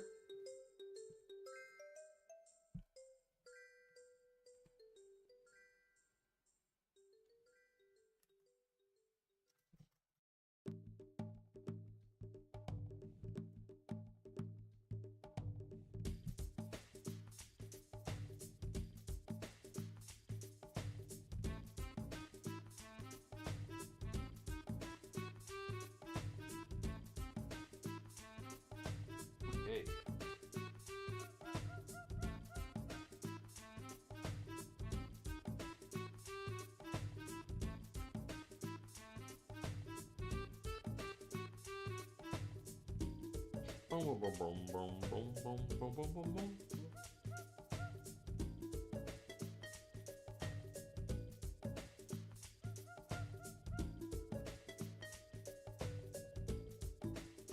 I'm only at 50K? Be in a couple years then, dude. You gotta stop spending your money. You have occasionally game in your description. That's right. I do. What of it? I will one day game. and then I'll be an occasional gamer. Okay? Aspirational goals. I'm gonna lurk for a while, gonna get some post-stream care. Have a lovely day. Do your thing, Lavender. I appreciate you popping in. Thank you for the raid. On me. On me. Take on me.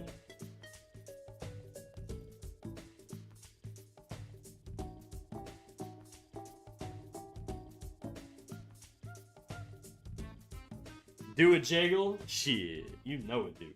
You know it be jiggling, Ollie. Always.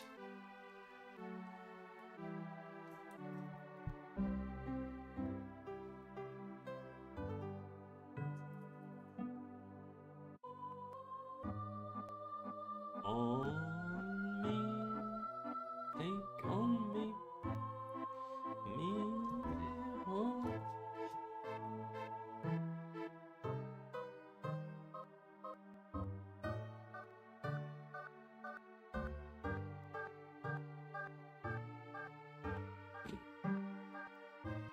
Jadu, where did Nancy go? I feel like I haven't seen her since you timed her out.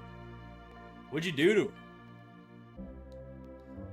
You banished her forever, dude.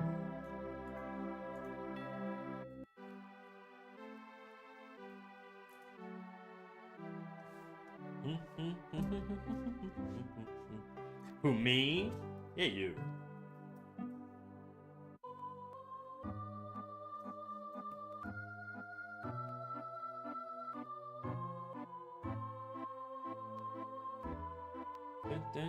This foot's kind of big.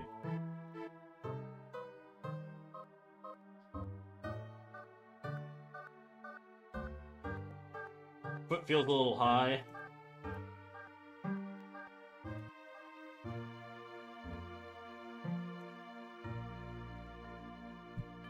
I timed her out and immediately untimed her out. I'm not mad at you.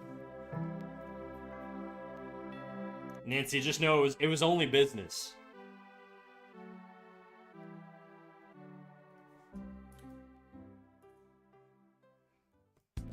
She's using an advanced technique, dude. That's what I do. Whenever I get timed out in a stream, I just go quiet to freak out the streamer and make them wonder if they hate me or not, you know? Or if I hate them. Psychological warfare. It works really well.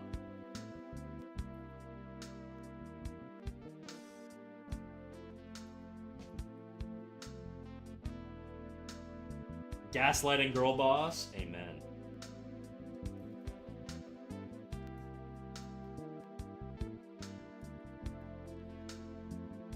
She's gonna go draw some blackmail on you. Oh no, Flat is back. Ooh, sweet release, dude.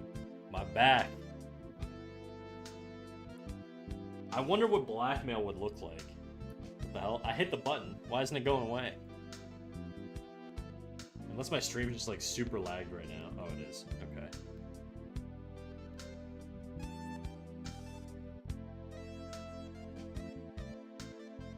I was looking at my stream in the past.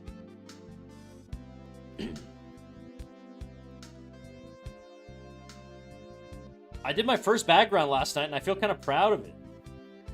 Danny Donkey, why don't you share it in the art channel then? I'll take a little look at it in a bit.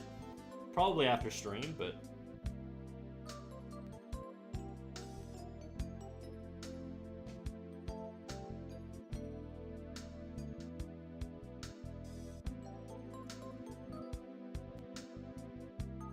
don't like this. In my mind, waiting for my... Take her away from there.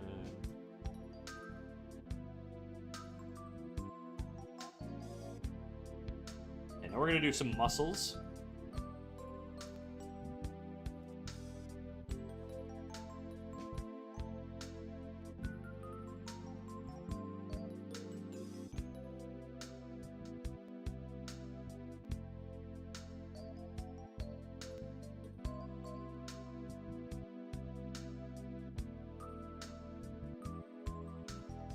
I should do this on another layer. I'm just sitting in my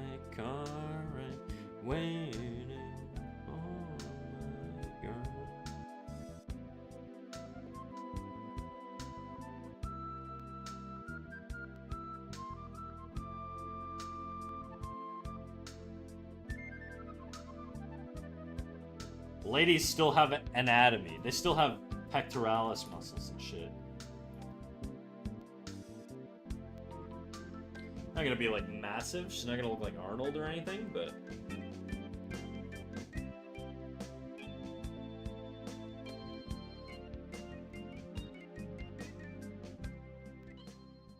Waiting for my girl.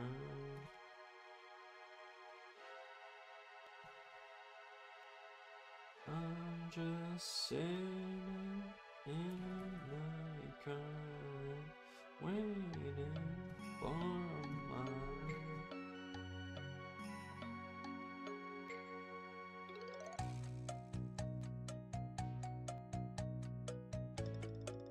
By the way, if you were to do a copy study of someone else's artwork, how would you go about it if you felt like it was a complex piece? Jadu, I feel like you know the answer to that. I feel like I've gone over it a lot. You basically just go in and you try and extract as much information as you can, you know? Like, there's nothing different than all the other, like, times I've sort of explained, like, how to break something down. That's exactly what I would do. I would just sort of break it down that way.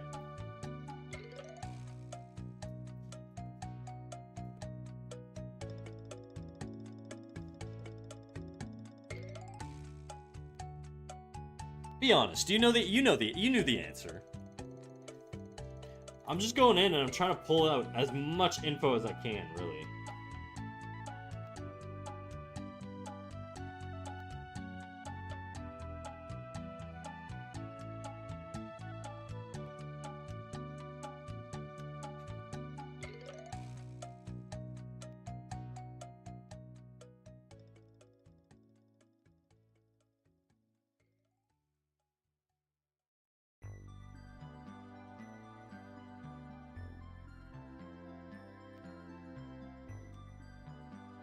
Do you have any specific goals with your art?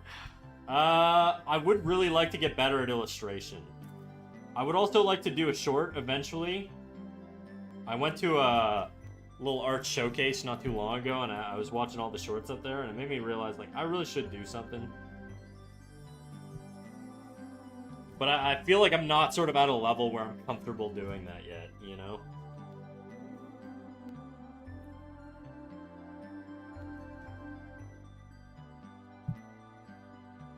I really want to get stronger at general anatomy. PNG's frozen. Uh-oh. How about now? Still frozen? I think we're good now.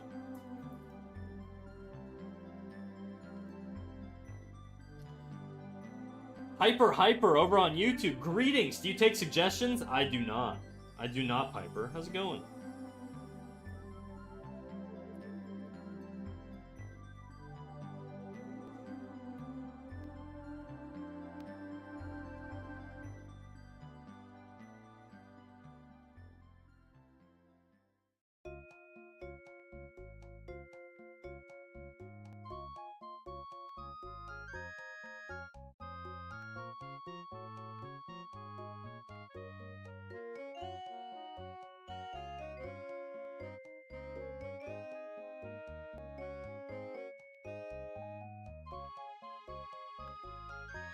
I feel like I could say what's correct, but I'm not confident that when I'm doing it, I'll be getting the right stuff. I feel like if that's the case, your goal should just be to consume more tutorials and stuff. Like, if you get to a point where you don't know how to break something down, you should be seeking out the information. The cycle should basically just be like, you know, observe something, try to draw it. If you fail, refer to theory to understand why you failed, and then try it again. That's the learning cycle, right? So, draw into pass, fail, or fail. If you fail, reinforce that failure with theory.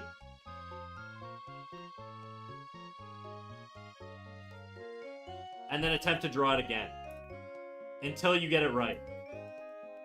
That's it. That's exactly what you should be doing.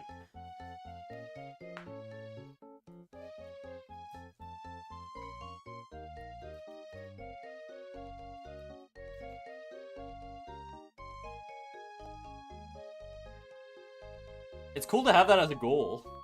Sadarako, do you have an overarching goal? I assume you draw. I assume pretty much everybody here draws. I feel like I can make this a little bit more appealing.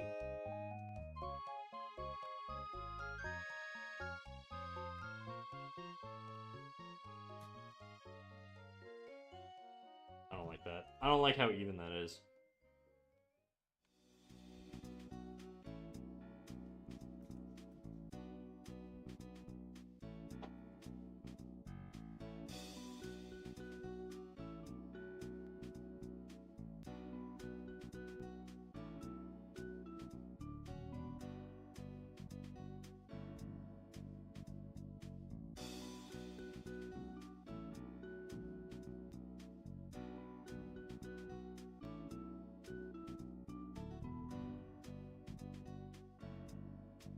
I'm a 3D artist and I want to be able to draw out stuff before I model it so I don't waste as much time.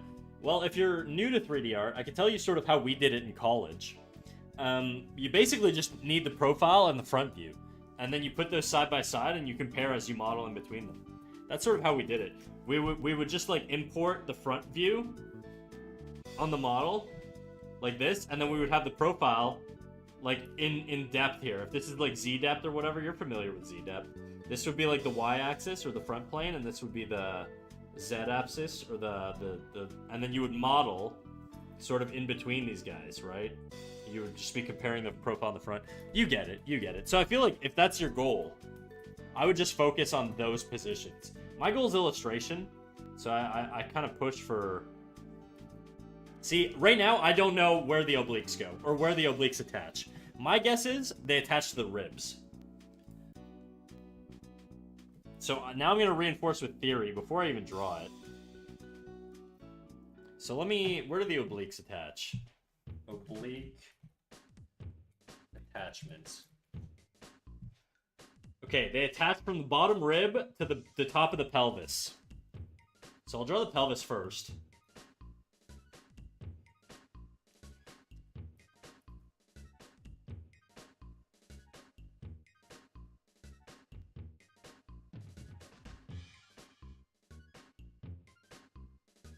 What does a pelvis look like?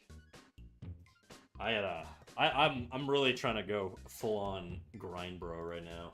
Pelvis anatomy. Pelvis anatomy. Okay. Images.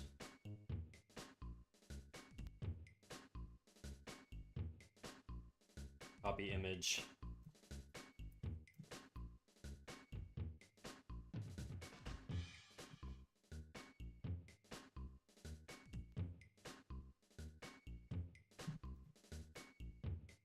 Basically a big butterfly.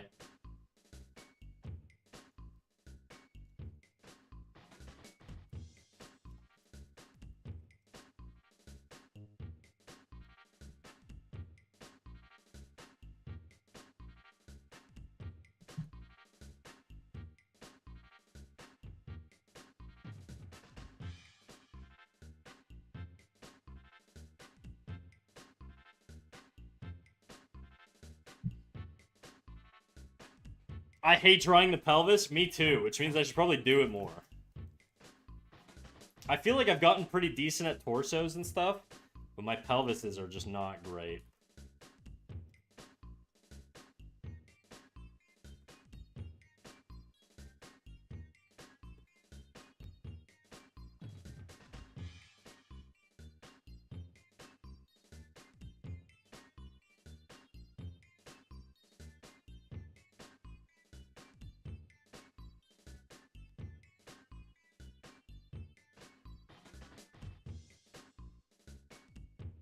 That might be too wide. Too wide, I think. You guys like Pantera? I'm not a big Pantera guy, I'm gonna be honest.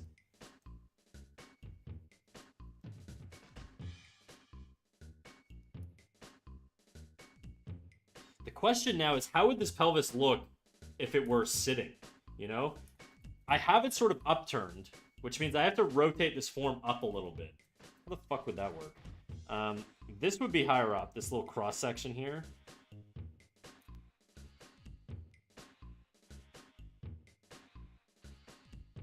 I'm not gonna draw the spine. I feel like that's kind of overkill. I'm just kind of doing the muscles here.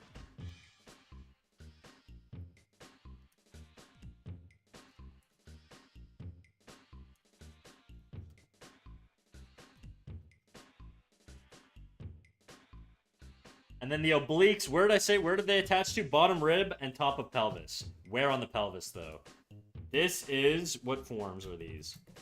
Anatomical transverse diameter. Okay, that's not what I'm looking for. Right oblique diameter.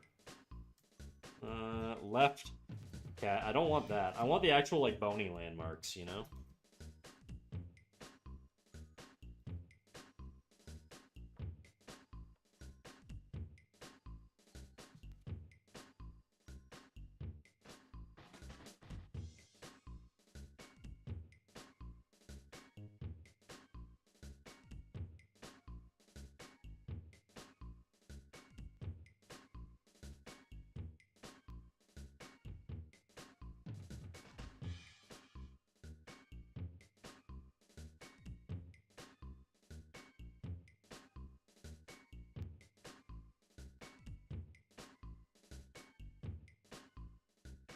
There's areas I'm not super comfortable with. The forearm and the legs are going to be really, really, really, really difficult for me.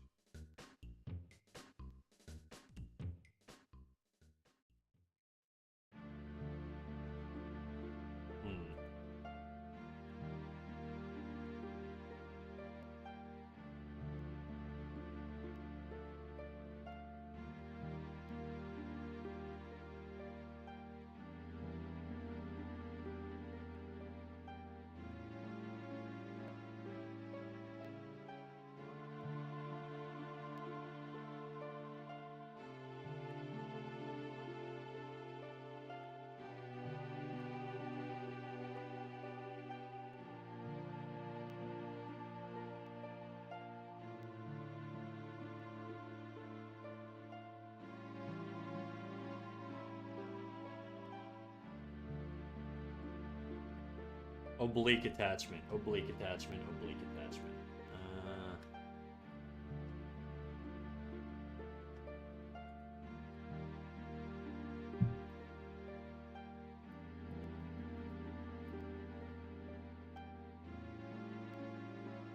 So it attaches, or it looks like it originates from the bottom rib, and it attaches basically all along the pelvis. Does it like 360 all the way around?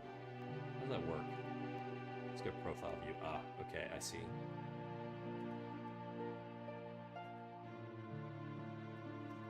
On a profile view, it looks like it flares out on an angle, and then what muscles are those? Internal obliques. Okay, and then it changes direction there. I have to keep that in mind.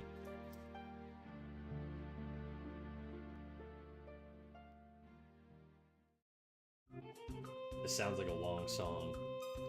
4 minutes, not too bad. Whenever I hear like a slow build-up like this, I'm like, oh, this is gonna be a long one, dude.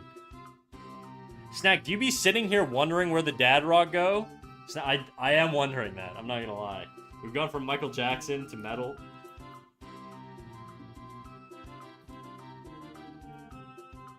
Okay. Bottom rib.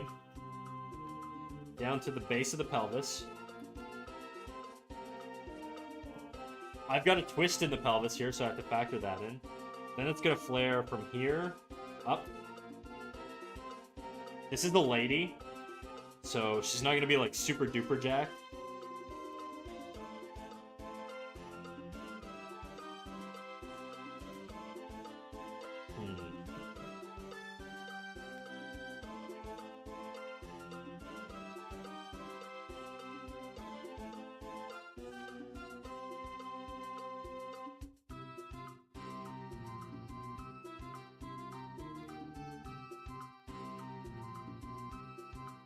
I don't like that.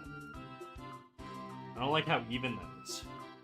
It looks like it breaks up into forms here, where you have sort of this shape is kind of one big piece, and it seems to fan out like that a little bit more. Let me clean up this area. Base of ribs.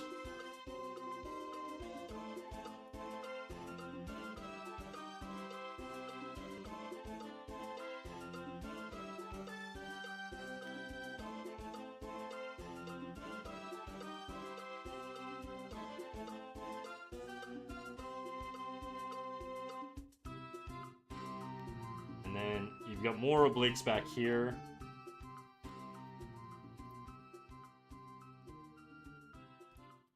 Actually, this side's going to be pretty stretched now that I'm looking at it.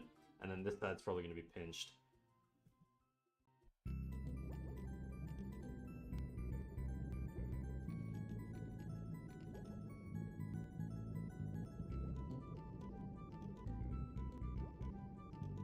I'm going to be real, guys. I don't think I like this song.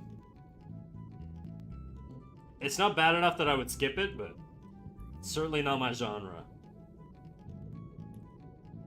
It's like very headache-inducing.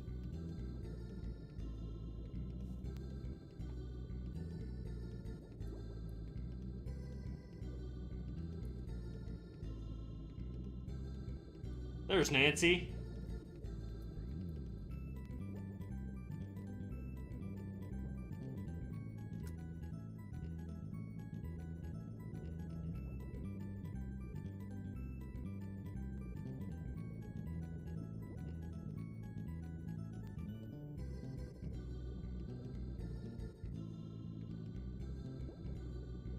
Beats to piss off your parents too? Exactly.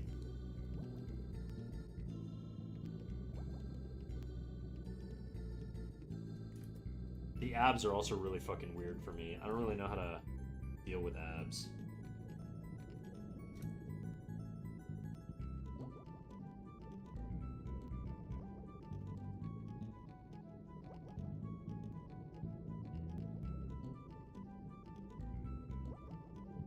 What's happening? It's just like rain noise.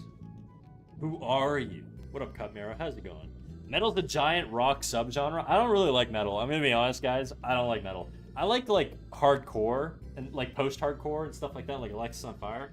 Never been a big metal guy. I just don't like the tempos. They're just not. They're not very appealing to me.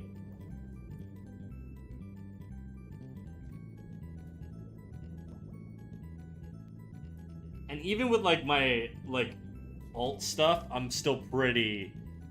It just doesn't feel right. It just doesn't feel right.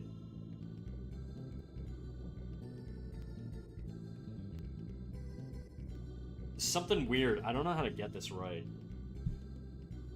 I'm trying to think. The rib cage, the pelvis would be sort of like.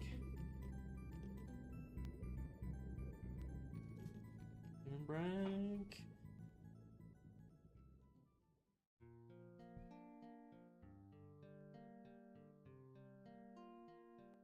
God, does it feel so good?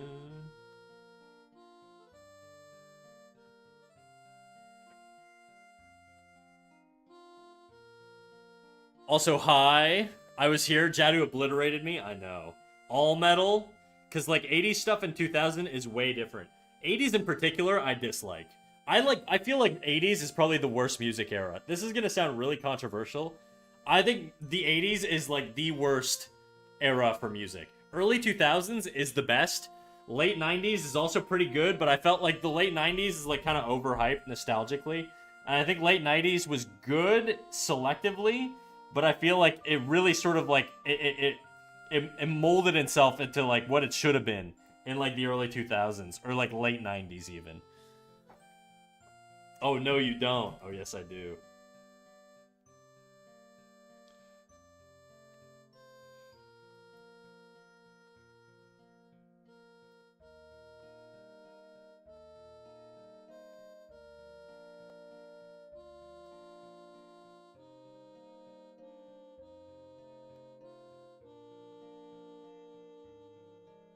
Okay, traps. The traps are weird. They kind of originate from the collarbone here. And they like flare into... And then they also run along the back. So they're a little weird. I'm going to do the sternocleidomastoid too, which is going to sort of run from probably around here, up to the back of the skull, which I'm gonna say is like here-ish.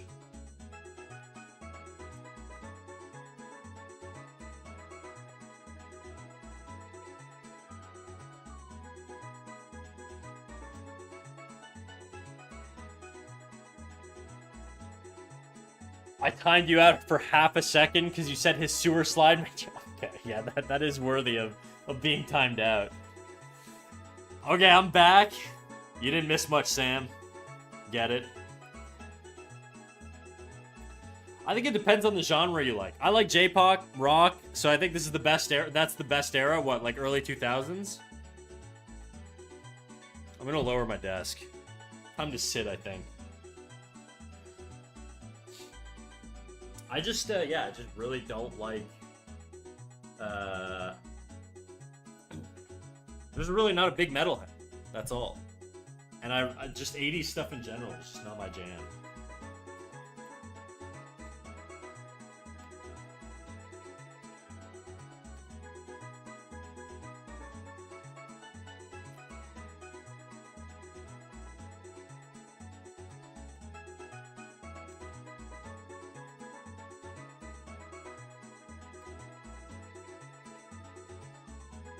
I think this pelvis is like too wide.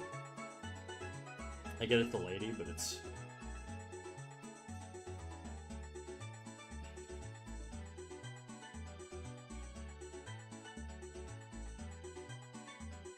You have scalene muscles that actually attach down onto your rib cage.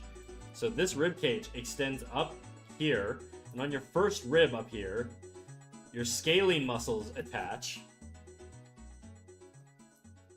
Your traps sort of wrap around here to the collarbone, and also the back of the neck.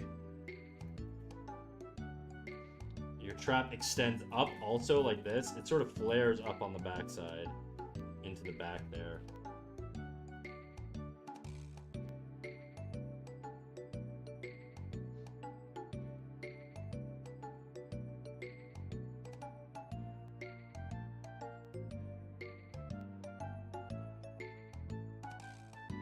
How's this song going for you, Mr. Snack? I don't mind this song. I don't mind Rob Zombie. I'm just not a big metalhead. That's all. We do an anatomy on Fridays. Brother, it is Saturday. I think you need coffee. I think I need coffee. But yeah, we are doing anatomy. I'm trying to figure out regions that I specifically struggle with. I've done kind of all the ones that I'm relatively comfortable with. I struggle quite a bit with, like, obliques, legs in particular, which we're making our way down to, is going to be a fucking mess for me, but... And then you've got, like, your hyoid muscles up in here, something like that.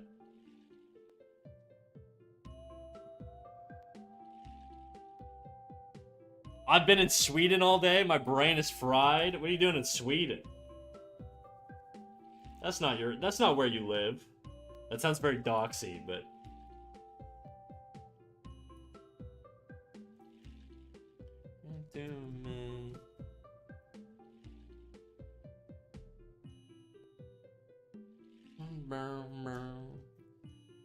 My muscles got scales? That's metal as fuck. Yeah, so you have scalene muscles. So if you take a rib cage and you go up to the top of the rib cage...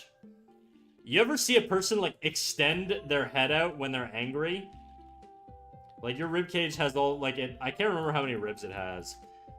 There's a bunch of ribs here or whatever. On the top rib, your scalene muscles attach to your spine. They attach, I think, to, like, I want to say C4 to C6, maybe? I don't know. Anyways, there's only 3 scalene muscles. There's your mid, I don't know. I can't remember all of them, but... 10 ribs. But yeah, you've got these scalene muscles in here. They're kind of covered up by things, but whenever somebody gets really mad, right? Like if somebody's like screaming and they go like, rah, ah, you know, really angry, I'm so angry, I'm so angry. And they pull their neck out, These little lines you see here on the neck, these are your scalene muscles.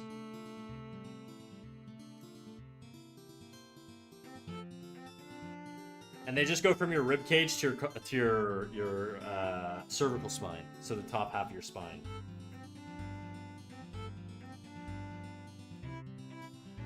We go to Sweden to buy cheap meats, nicotine products, and alcohol. Independence Day's coming up soon, so the malls were very busy. Do you just like don't feel free to not answer this? But I assume the border's not too far from you if you're just going there casually. You're not like taking a plane over or whatever.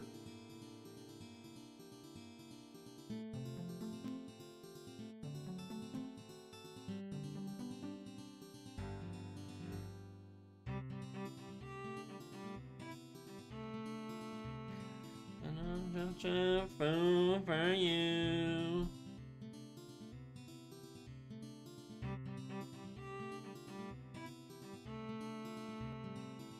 How much snus did you get? I feel like we're in territory. I have no idea what the hell we're talking about here. Snus?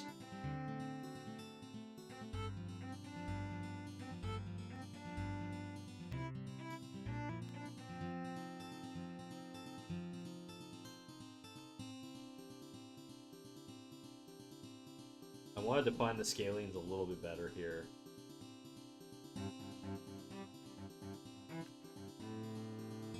And then we'll do the trapezius muscle, which I don't actually know where the trapezius attaches on the front. Trapezius muscle, or trapezius muscle attachments. Does it even attach on the front? I don't think it does. I think it's just a back muscle. What are the little muscles on the front then? Front collarbone muscles. Platysma. What in the fuck?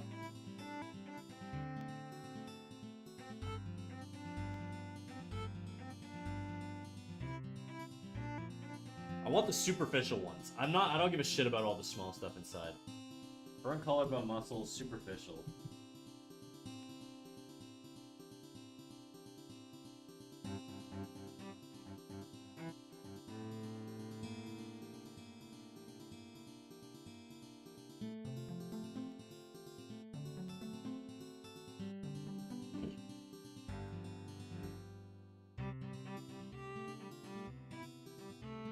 Platysma is this big-ass sheet that attaches to your collarbone and presumably up into the cervical spine here.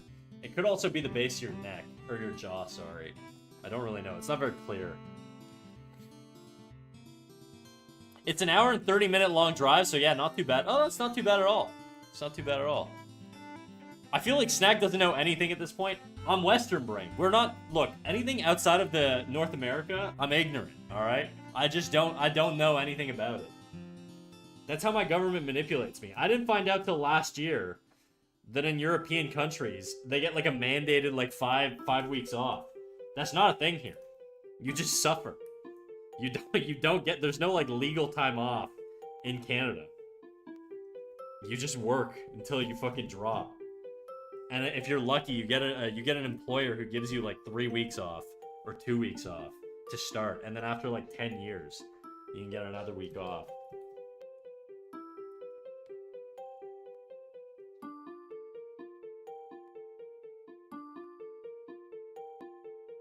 I liked it better before. And somehow a good chunk of North America still thinks they're the best with no exceptions. I am the best. Canada, Canada. But what are we listening to? It sounds like a techno version of like a Conker's Bad Verde beat. Okay, let me draw this freaking platysma.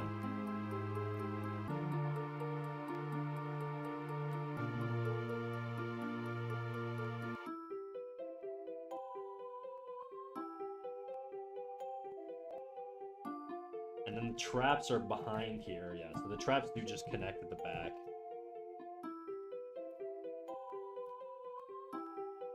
They're also going to be a little stretched because she's turning her head.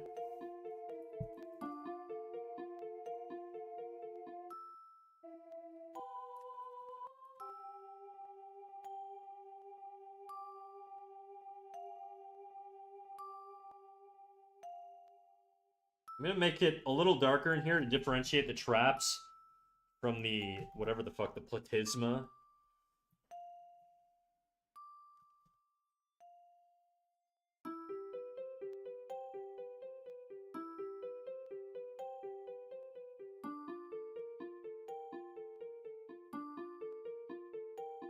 Cool, I'm finished. Let's hate the Swedes together.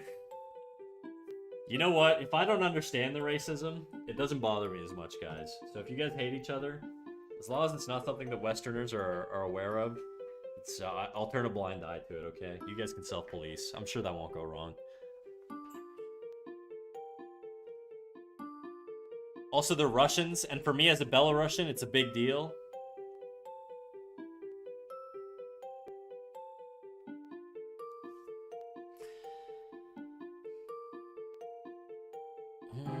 Don't dox yourself. True. What the dude? Snus just sounds like a slang term for pussy. I'm not gonna lie. When you guys said snus, I was getting a little nervous. I'm like, what are we talking about here?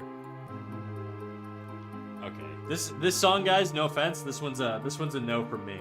We're gonna move on. It's too metal for me.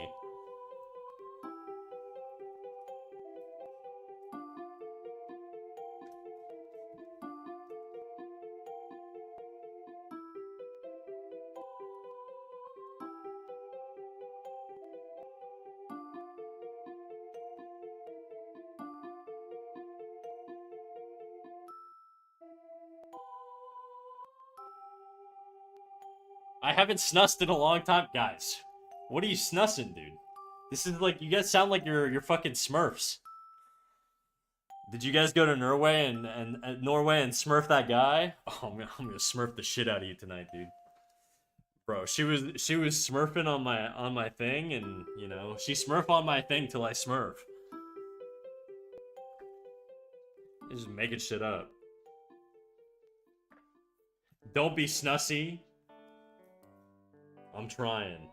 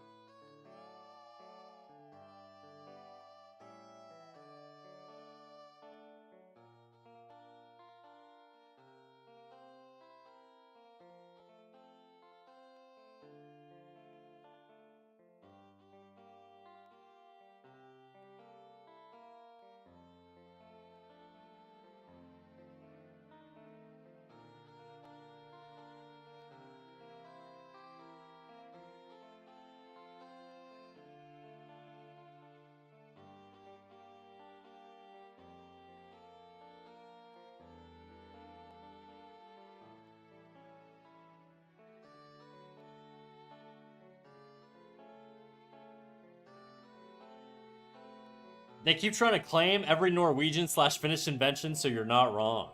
To snus or not to snus, that is the question. Whether it is nobler to snus, I know not. Guys, I'm gonna snus the shit out of you guys pretty soon. If nobody tells me what the hell snussing is. Octo, I know you'll tell me what snussing is. They'll keep you little Norwegian secrets. Come on, share with the class. What are we getting up to? What's good? What up, Zorks?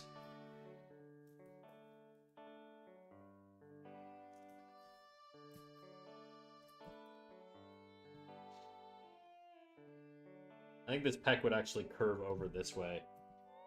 It attaches to the humerus bone, so it's going to be a little bit different of a spot here.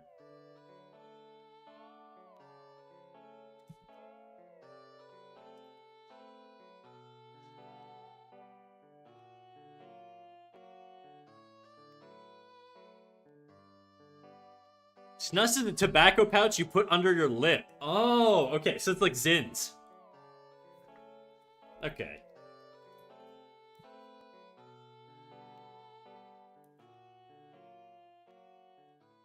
Now I get it. I'm not a smoker, but I get it. This attaches to the bone in here. So we're gonna probably do something like that. The lat is gonna be back here.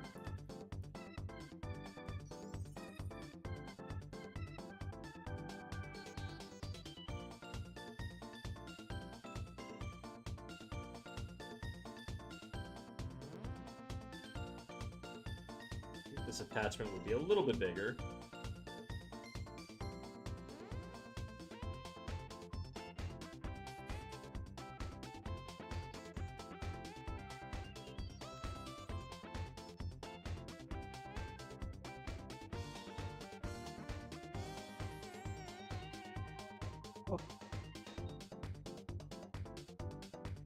Snus is actually less harmful than vaping and smoking. Very nice. Guys, I will be real. I have no mercy for smokers. I live in an urban area, so every time I'm walking on the street, I get stuck behind some asshole smoking a cigarette, and I have to fucking dodge his smoke clouds. I love you all as individuals, but God, I hate the habit so much. I hate it.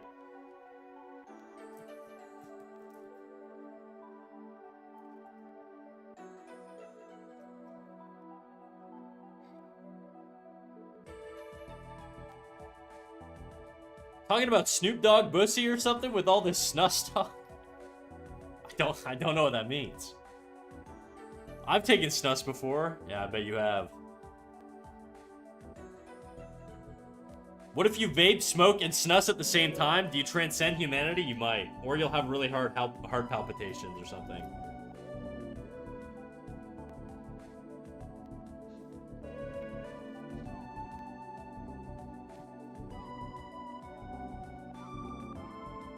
Okay, I gotta figure out what the fuck's going on in the forearm region. The forearm anatomy is really, really tough for me. I'm gonna, because it overlaps some other stuff, I'll come back to it.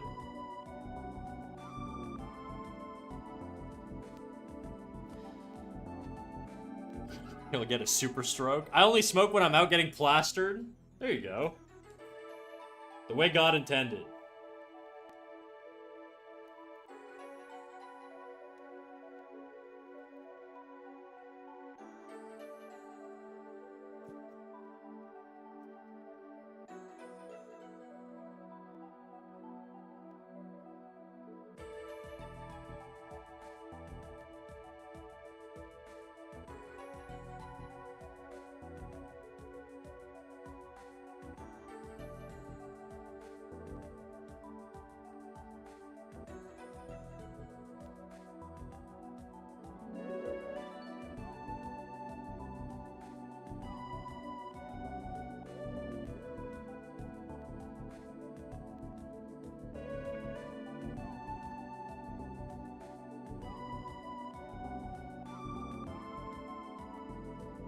This needs to be a little bit different of a shape.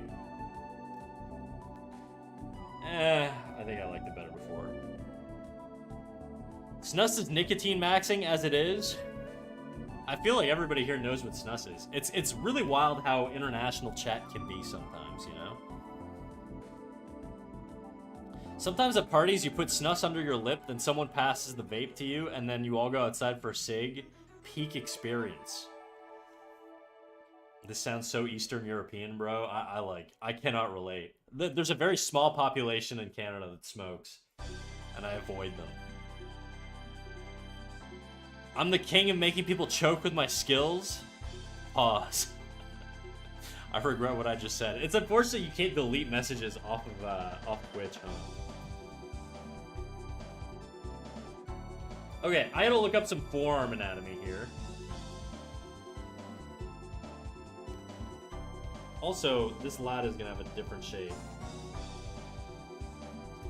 Probably a little more like that. Probably a little lower, actually.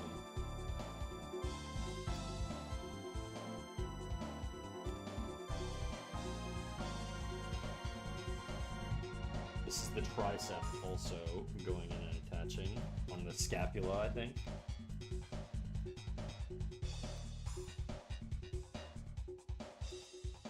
In my life.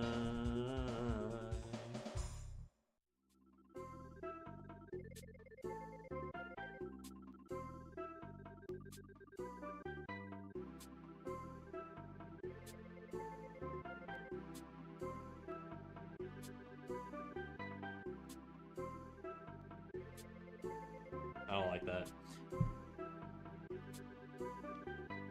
This chat seems Northern European.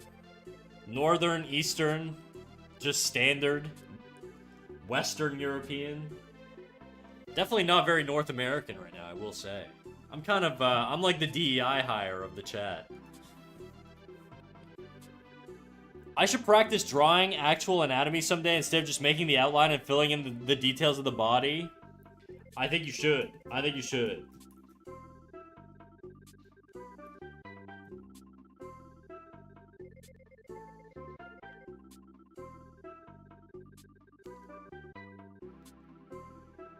I feel like my pelvis is really, really low there.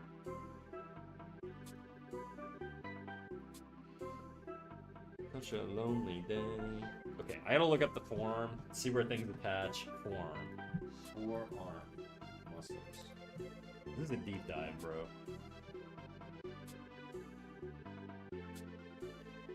Okay, I gotta see it rotating from... I want to see it supinated. Actually, no, I just want to see it from different angles here.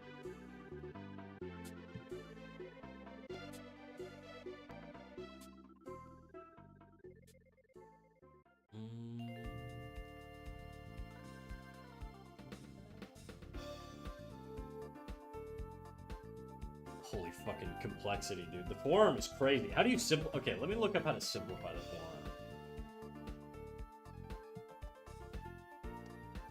I need this. I need this. Where the hell is it? I need the front side of that.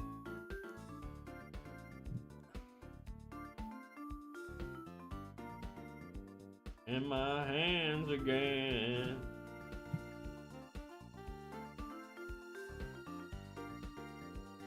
Okay.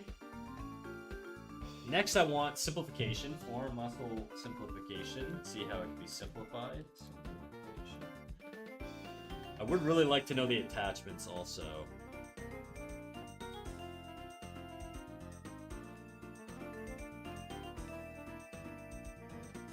Does Bridgman have any?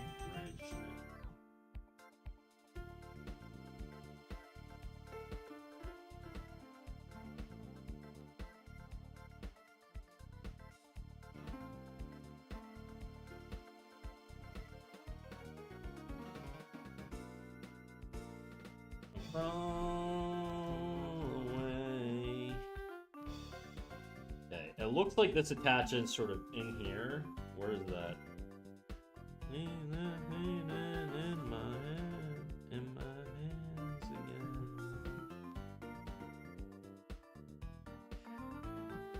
again.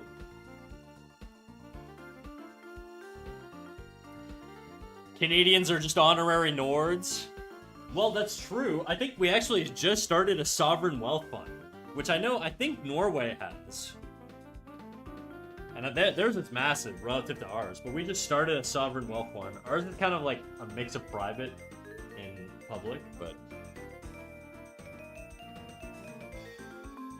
We Europeans adopted the Canadian mouse, thank you. I need good parental figures in my life, and chat is they're such a good guiding force for me. They never say anything inappropriate.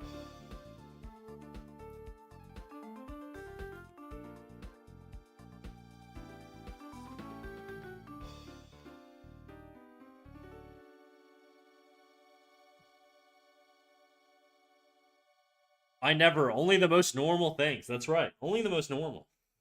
Okay. I gotta figure out this forearm. So on the front side, this looks like it attaches to the humerus muscle, and then it circles around and attaches to like the bones of the hand. These are the bottom are flexor muscles, and the top are extensor muscles. Extension is like pulling up, and flexion is pulling down, I think. Okay, so we've got basically on the forearm. I'm drawing the forearm. I'm gonna simplify these two muscles as one. So it'd be like this. And this is attaching to the back of the humerus. Holy fuck, dude.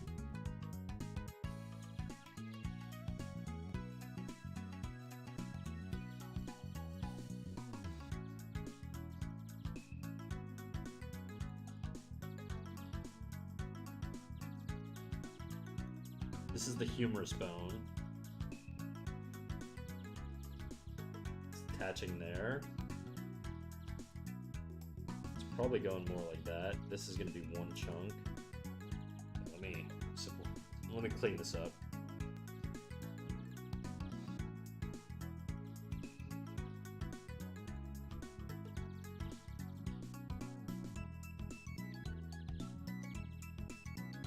And then the bottom extensor muscles.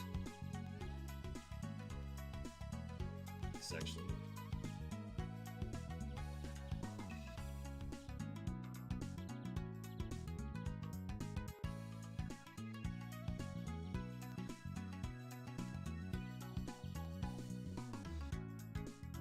Oh my god, dude. I'm struggling.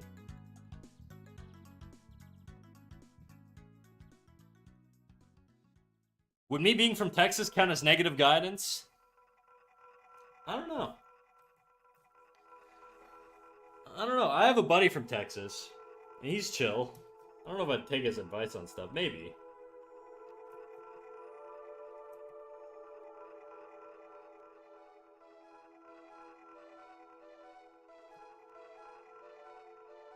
This ain't right.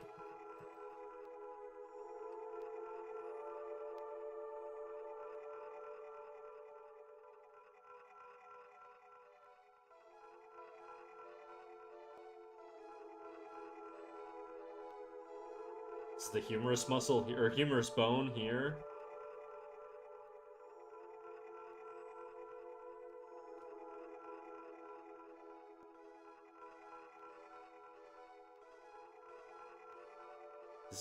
Dude, the forearm is insane.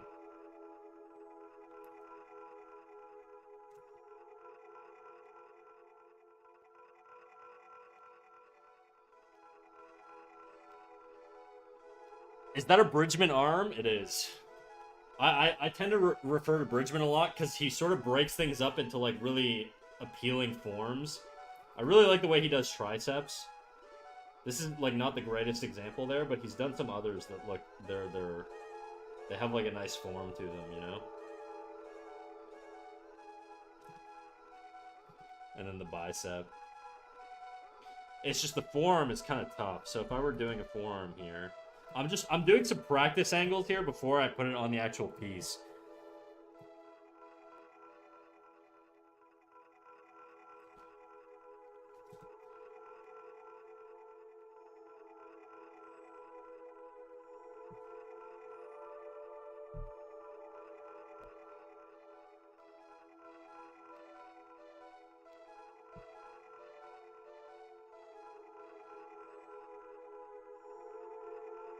Just don't really get it.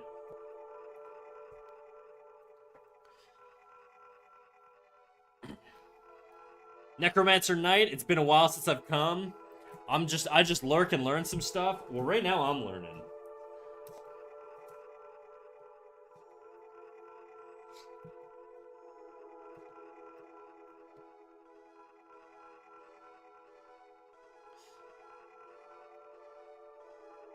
I tend to use my own arms for the forearm, which might explain why most of my criticism is my arms looking beefy in my drawings. Sure, buddy. We believe you. Hey, guys. Be friends. No beefing in chat. If Danny Donkey's a hunk of a man, dude, no need to get mad at it. Sometimes a fella's just beautiful, you know?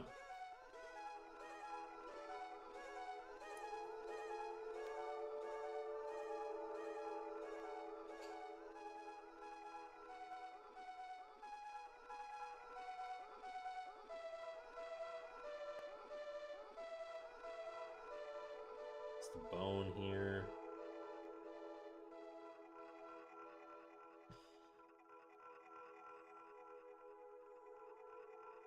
I think.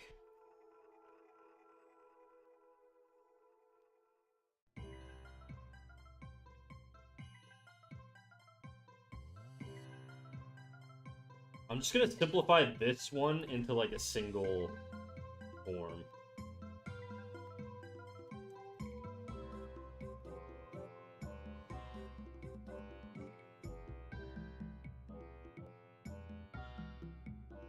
I think I'm done with line art now. Why? Why you done? My ugly, dainty, soft fingers could never serve properly at that. My forearms aren't very well defined, I don't think. I mean, I guess if I flex, I can sort of see the separation. I see like 3 muscles when I look at my own forearms. Like 3 clear ones. There's like a middle one. Like if this is the hand here, there's like a middle one. I'm looking. There's like a little bit of another one on the other side here. And then the big one is like right here. I just don't know where they, like, how they interact. So if the hand is... Where's the hand on this reference? Oops. My hand is here. Roughly.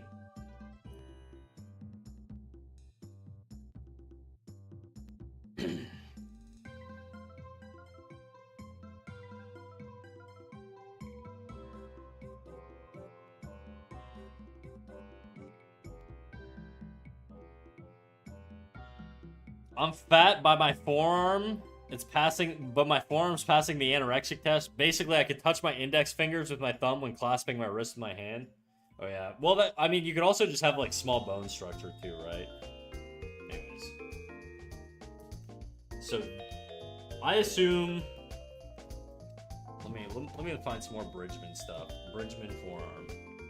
Bridgman forearm.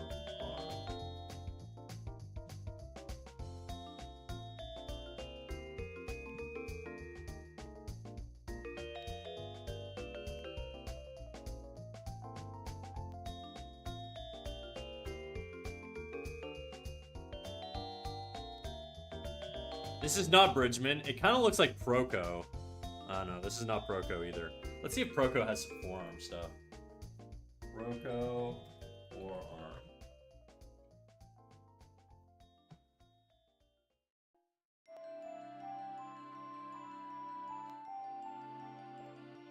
Here's some Proco references.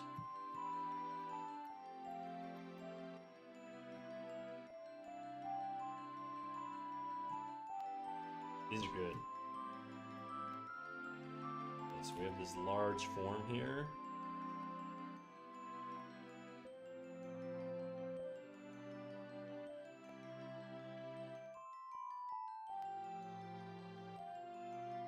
Okay.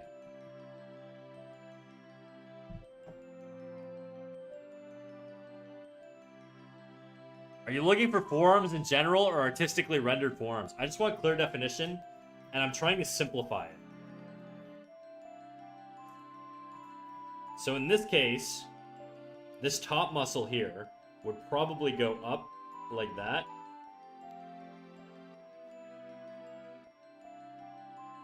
This is a very, very scrawny woman that I'm trying, by the way, guys. It's like a skinny, like Asian woman. So I'm not trying to give her, like, massive muscle mass or anything like that. I'm trying to just define the forms a little bit.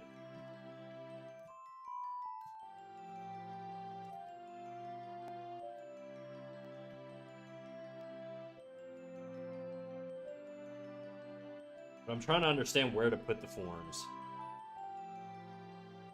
This looks like it originates, like, roughly on the humerus here. Like, the humerus is up in here, and it looks like this is where it's originating from. And then you get sort of this teardrop looking, or like lightning bolt shape, you know? So let's try that. So So you get sort of this lightning bolt shape. Too big.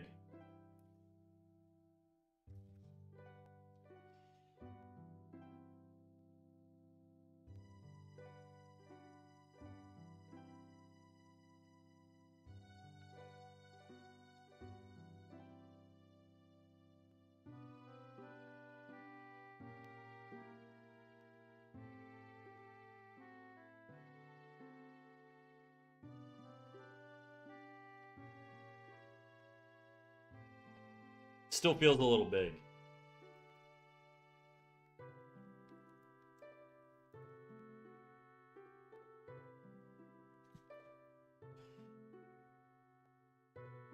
And then this large muscle here looks like it attaches sort of around where the elbow bone would be, which is the bottom of the humerus, which is roughly back here. And it's a bit larger, and it seems to run down most of the arm. I think this bulge needs to be bigger here.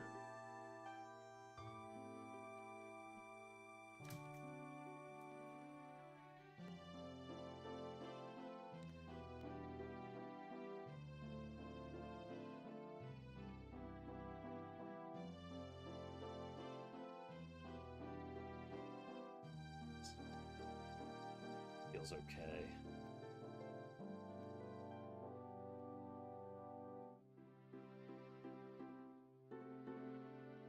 The forearm just feels a little big for like a scrawny little woman.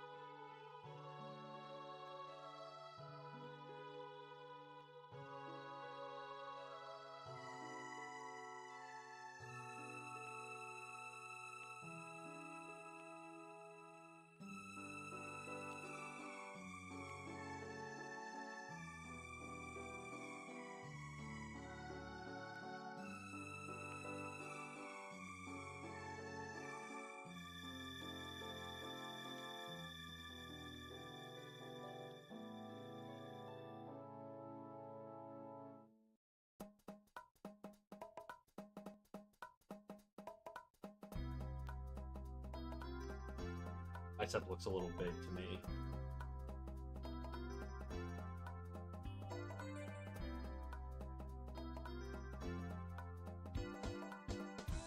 Same with the deltoid.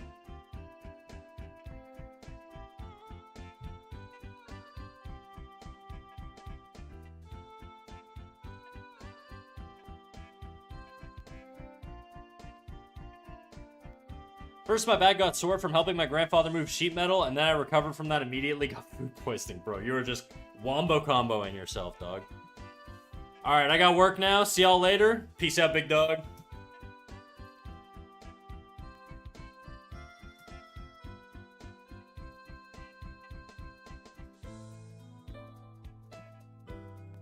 What up, Nox? How's it going?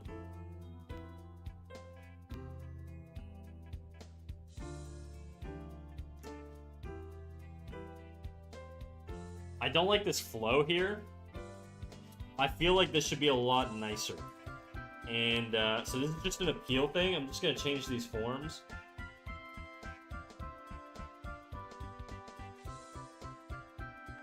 I also think this this deltoid attached a little bit too high here.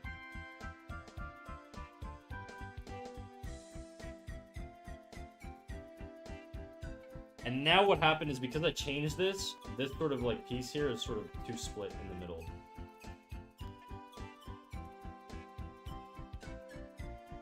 I'm gonna bring out the elbow and the tricep here a little bit. I don't want to do too much.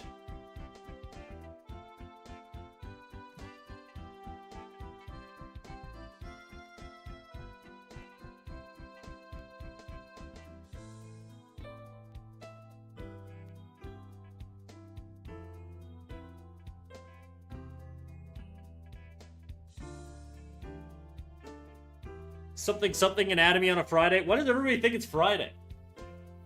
It's Saturday.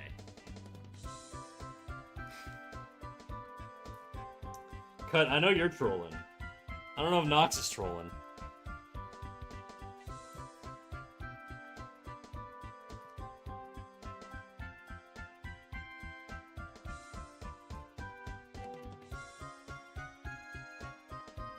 Okay. So that's good for that.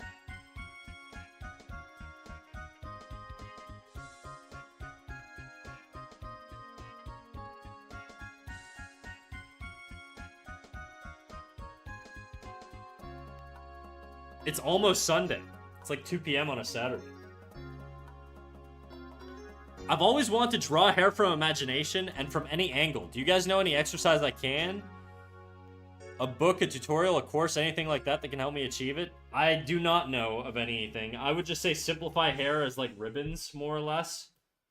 I mean, I've talked about this, you know, if you've got sort of like a sphere. And the thing with hair is that it kind of has the same shape depending on, no matter the angle, you know?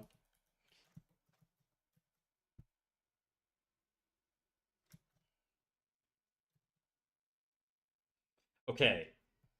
I gotta finish this stupid forearm. The bone is gonna come to like here.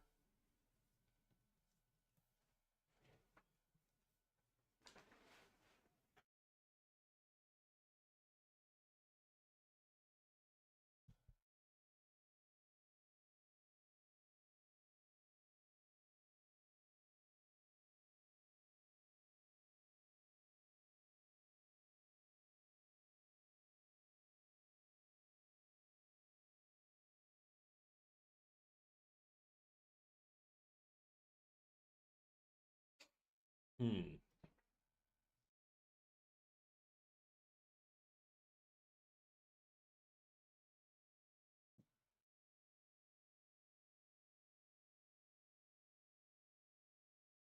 I don't need the rough, I don't think.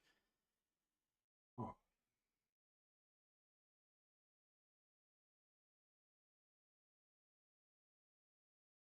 This deltoid needs more volume.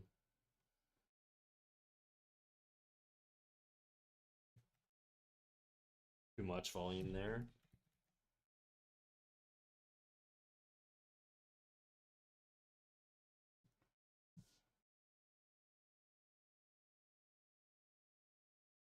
Yeah, the height was good. I think the form was just a little odd.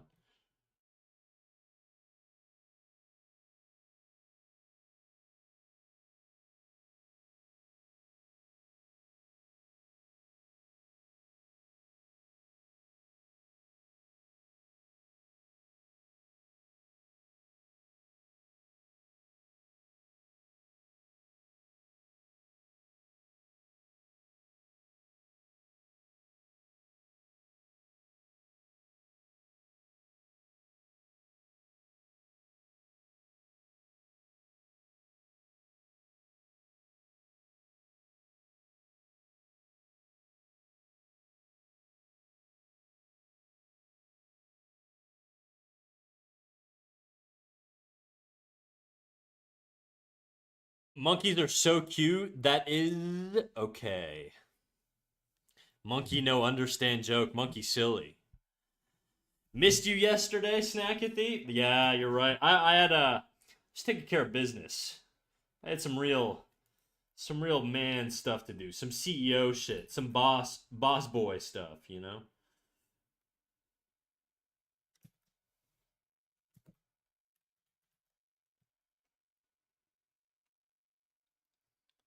Jorking it? Yeah, exactly. Jorking it.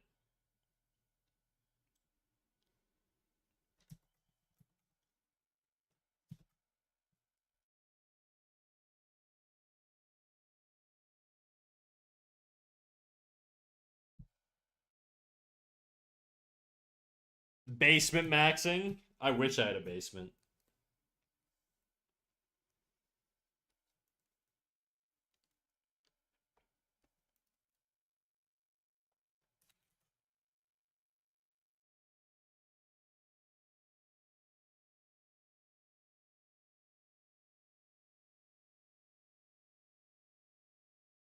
When you say taking care of business, we all know you mean assassinating your enemies.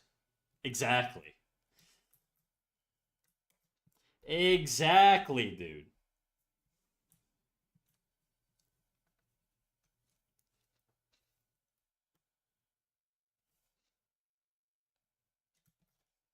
Okay, the elbow makes sense to go about there, I think.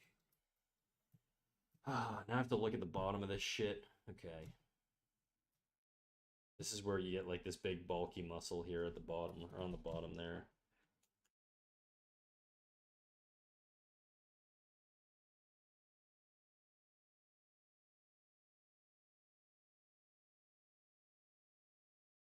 I don't want it to be too big.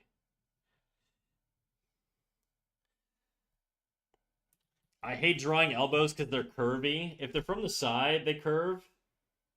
Like if you're looking at it profile, if you're looking at it like front on, they don't. They're just kind of like in the middle.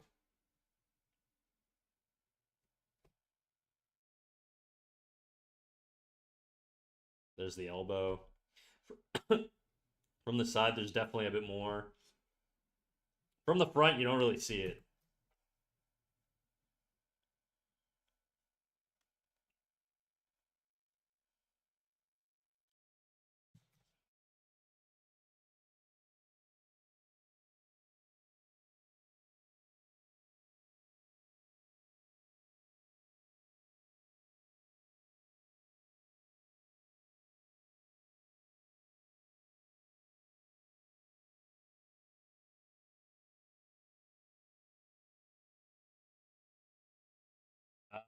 Forearm's too big.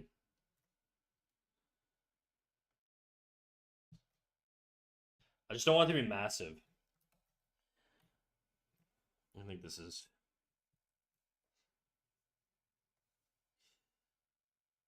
It's gonna take me a lot longer to get this forearm right because I'm just not very good at doing forearms. I always draw the curve the wrong way. What do you mean? It's just away from the body. And then there's a bunch of ways you could stylize it. You could just do a point.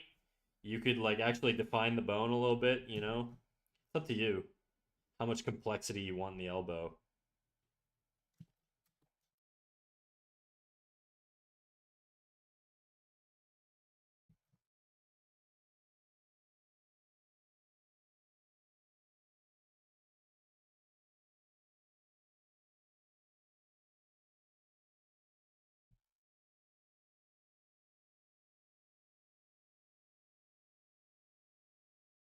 These little black lines I'm doing is really just to differentiate the muscles. This is for myself, just so I can understand sort of where the separations are.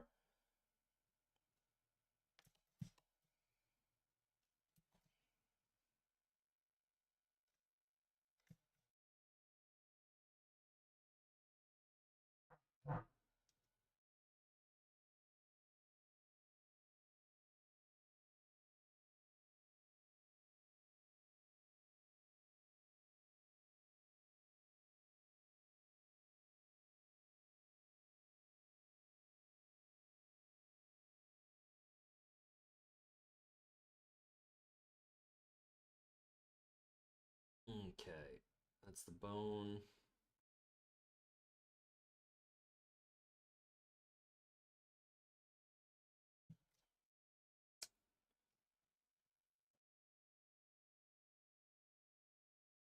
Just draw an EI, then bow it. Oh, EL. Elbow. Yeah, exactly. By the way, what's your take on using plastination as refs for anatomy? Plastination. I don't know what that is.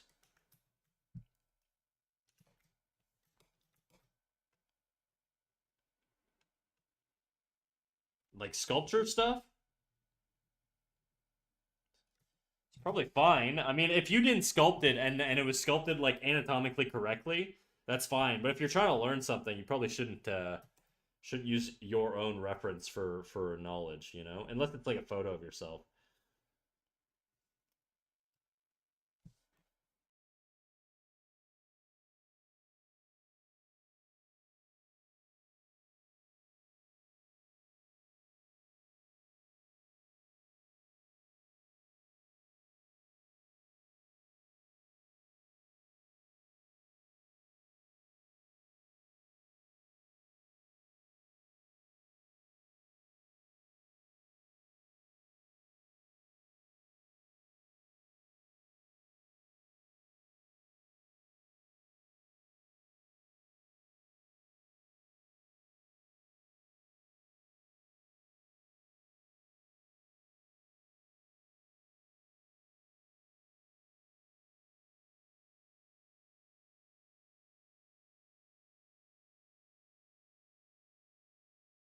Don't like that.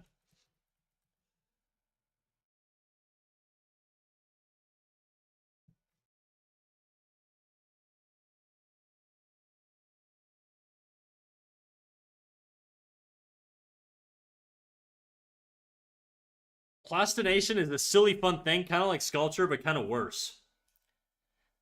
If I Google this, am I going to be on a list? Let's see. Plastination. Oh, okay. I mean, you could probably use that. I think that's fine. I mean, they're real human anatomy, so I think that's fine. Like when I'm looking at stuff, sometimes I'll watch like dissection videos just to see how things like overlap or whatever, like medical anatomy and stuff like that. Medical anatomy is like very useful. Obviously, there's some creative like liberties with that stuff. It's not the most appealing, but for those who don't know what plastination is, it seems like it's basically taking a corpse of a human body. It's like fuck is it called? What's that thing where you take roadkill and you turn it into a thing? Taxidermy. It's like human taxidermy.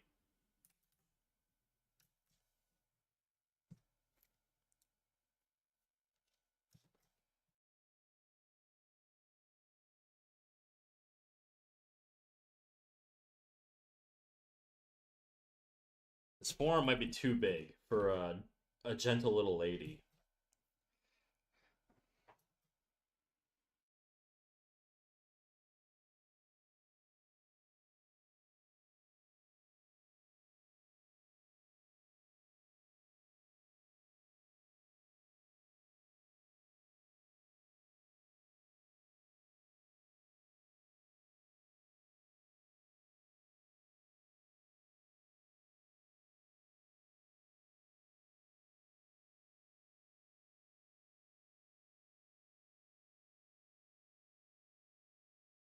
I feel like I have too much bulk going on here.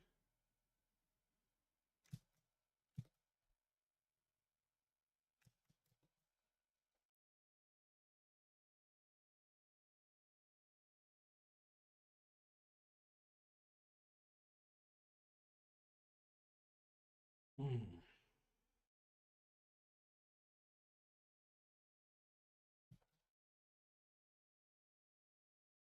Snack, are you a furry or is the mouse just bait? It's definitely just bait, dude. I'm not a furry. I've never had any interest in furry stuff at all. I don't have anything against being a furry. It's just not an interest of mine. That's all. Do a jiggle? Shit, you know it, do. You know it, do.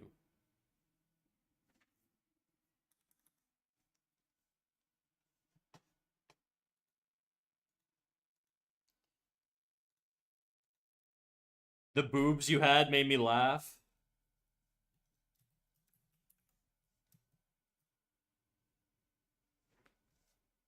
Is my PNG tuber frozen again? It is. Let me. There we go.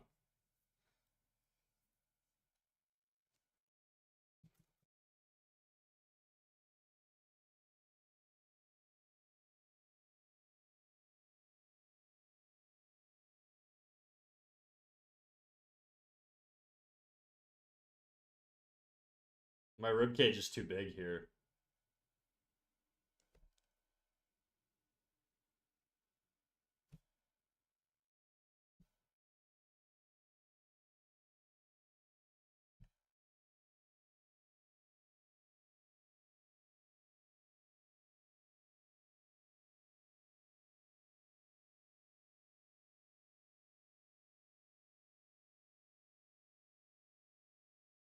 Okay, let's do the shin bone, which is gonna be like that roughly. The what the hell is it called? What's the bone? What's your bone of your upper leg? It's the is it your femur? Is it your femur? Yeah, no way he's not a furry. Oh, guys, I swear to God, I'm not a furry. Schrodinger's furry, dude. To some I am, to some I'm not. Who knows? Depends on the day, really.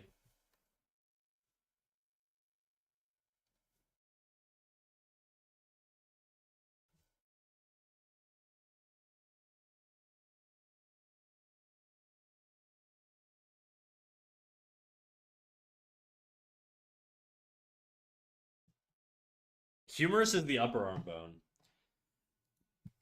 I think it's the femur. Femur bone. Yeah, it's your femur, and then the bottom bone is I just call it the shin bone, but oh, what's it called?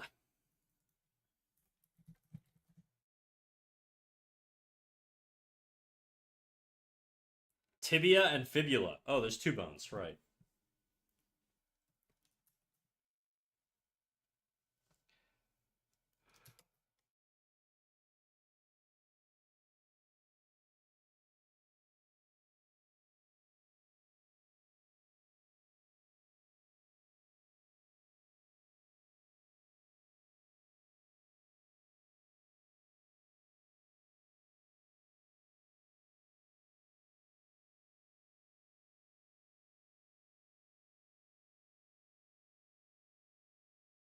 Enjoy your lurk, Mike.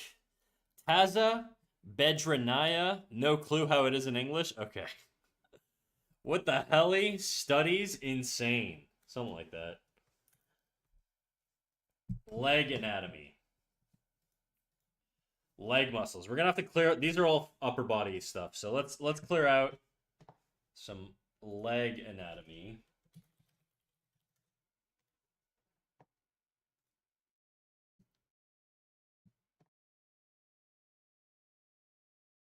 This is a good reference.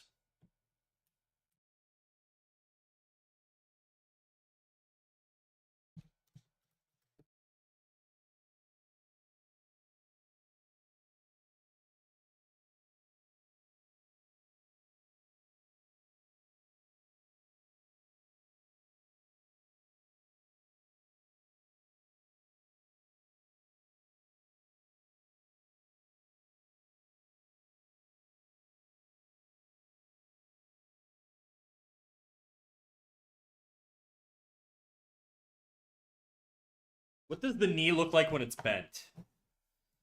Knee when bent. Everything's going to attach to either the hip or the knee or the bone. So I'm going to start with those points. And I'm going to go from there. Knee when bent, anatomy, medical.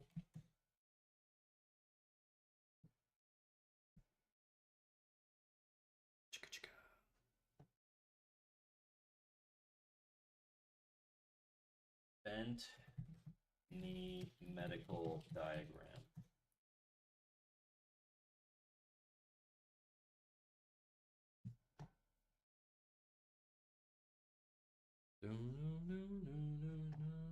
Perfect person.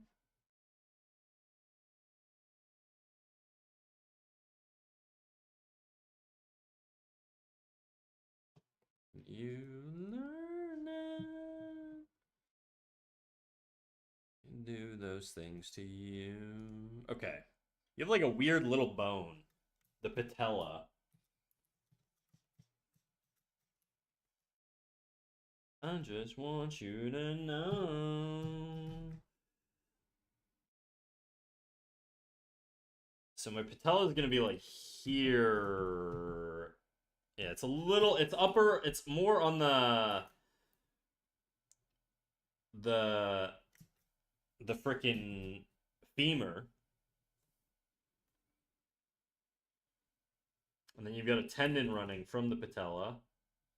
Is it tapered down or up? Tapers down.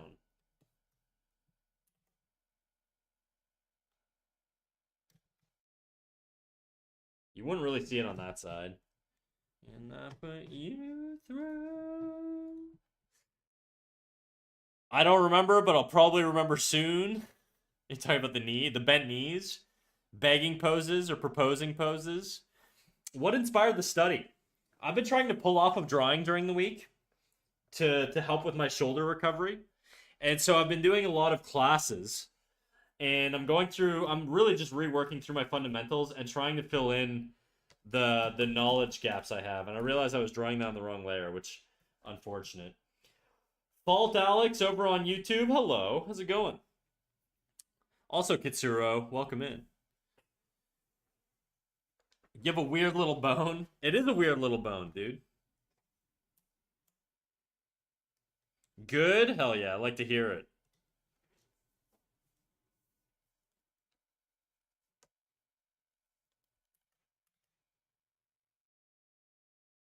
I don't know how much of the patella you'd actually see from this perspective.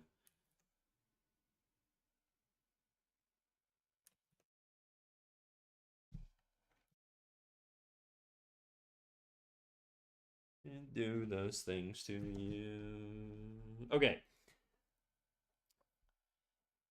Snack, do you use PureRef for references, or is it better to drag it into the canvas? I know a lot of people who use PureRef. I've always just sort of dragged it in. It's kind of messy. You could probably build like better like reference libraries if you use PureRef.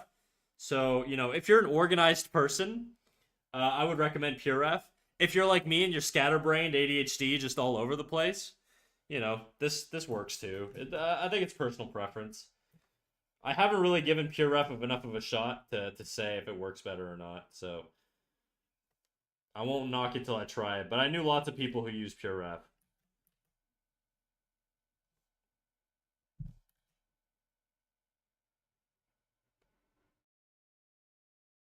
It's all I knew, and the reason is you. This still feels weird.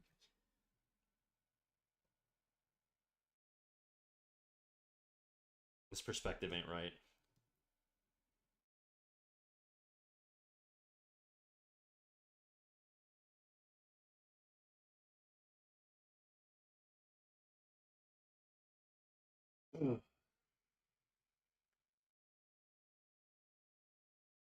I was study maxing 2 weeks ago, but I'm a bit fed up with it at the moment. Yeah, it goes through waves, right? And I think that's probably the better way to do it. You retain things better that way.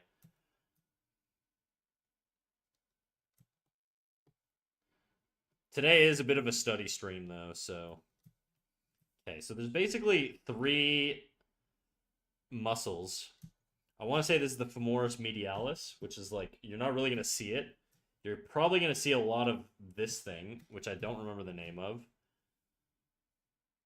It's this muscle here. I gotta look up muscle anatomy. Leg muscle anatomy. Specifically upper leg. Oh, this is a good reference.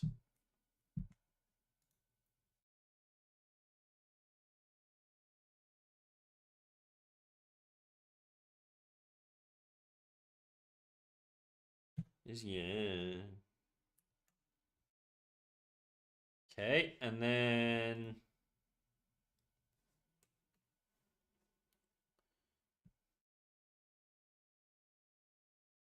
I'm just bringing on as many angles as I can here just to sort of fill in the gaps.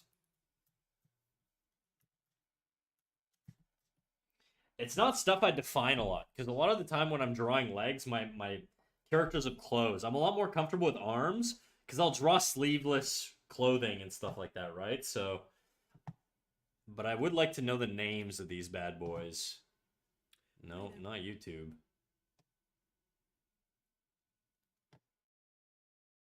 Let me find. I don't need anything too crazy, but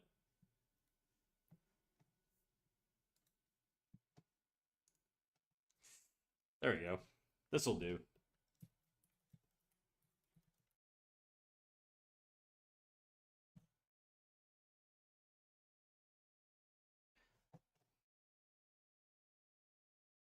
Snack legs. You not draw feet. I'll draw the feet and the hands. I'm kind of saving them for the end because they're kind of a bitch, but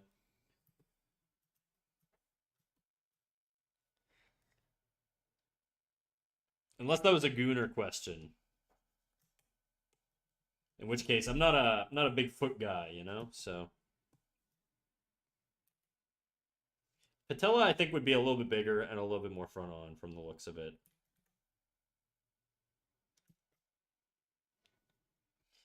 Okay. What else we got here? We've got the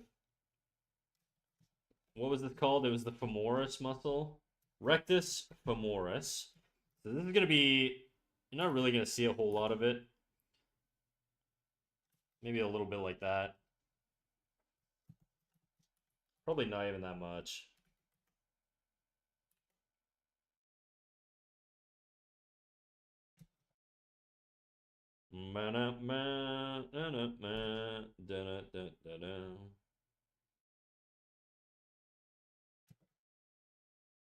That's like too much still.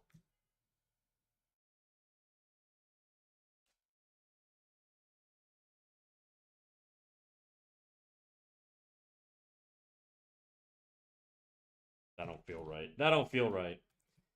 That ain't Falco, dude. All right. I'm starting writing again. Hell yeah, dude. I've always been writing while watching your stream. This is my jam. I feel like that must be so difficult to actually write things while I'm just yapping the whole time. Especially when we're doing anatomy studies and it's just me mumbling and thinking about random shit.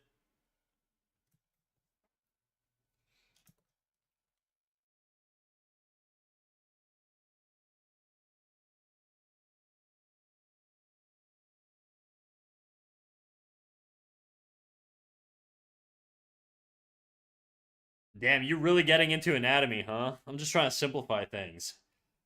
I feel like to simplify, I kind of have to understand it, at least on a surface level. And understand how it, like, stretches and contracts.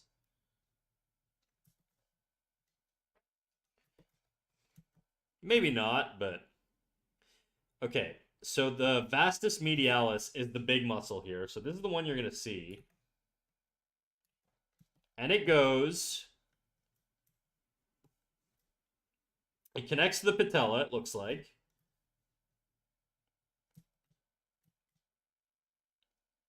And... The hell? Oh no.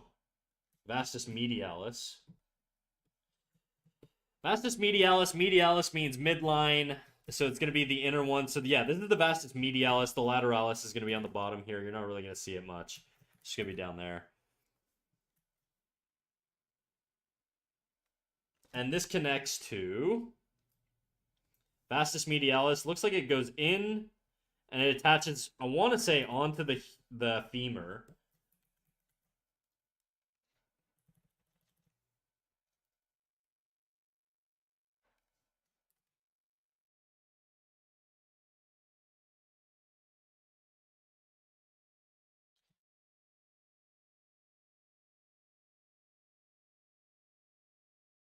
Okay, streaking. 5-stream streak. Hell yeah, dude.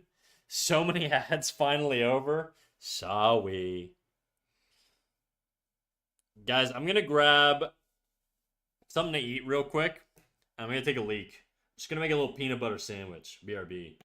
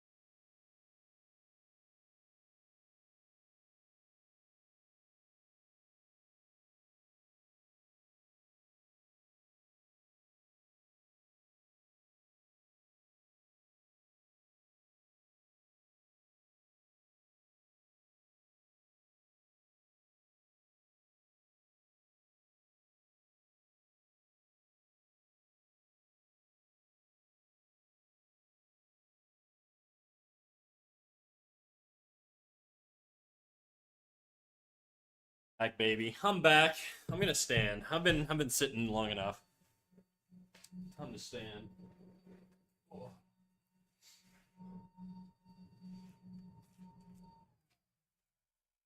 You guys miss me? I really like this song.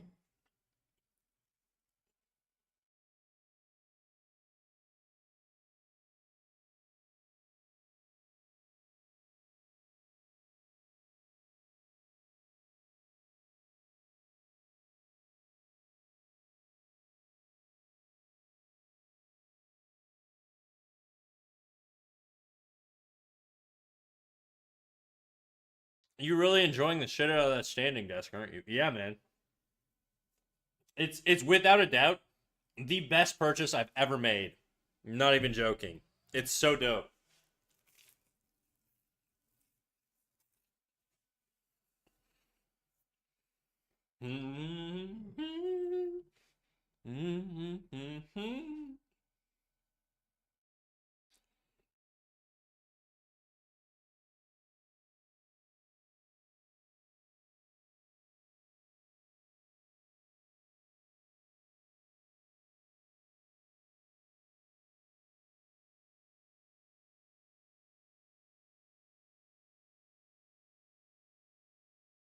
I made baldak noodles with avocado and garlic. Hell yeah. I have no idea what that is.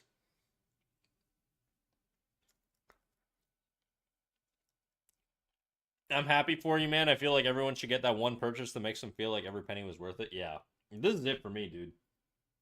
I've made a lot of dumb purchases in my life. This one is not one of them.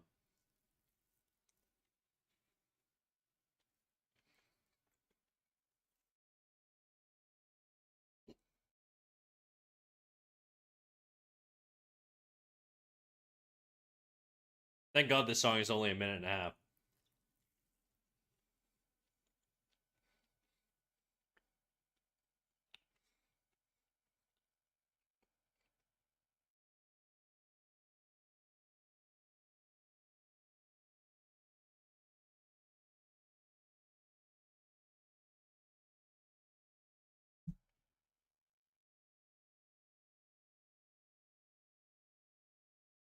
Yeah, bear back.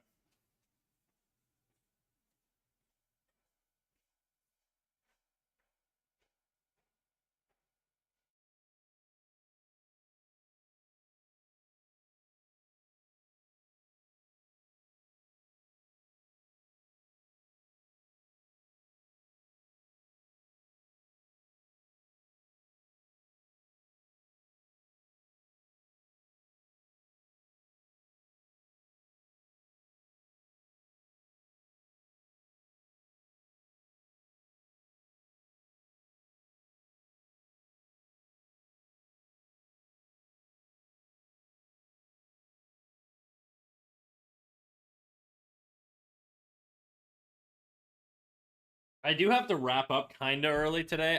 I'm in the mood to keep going long today. When I say early, I'm probably going to wrap up at the 4 hour mark. I got to go do some Mother's Day stuff after this. So I'm going to a restaurant with my brother and my mom. Unfortunate. Well, not unfortunately, but it is. Just means we got to cut it a little short.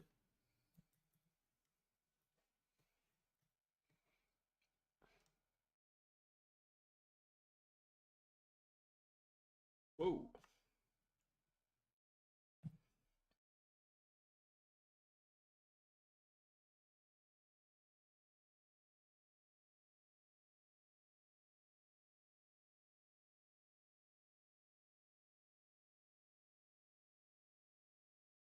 Whose mom is it this time?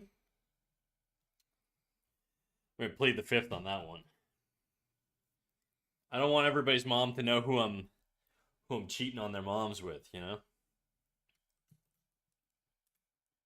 You never know who's watching.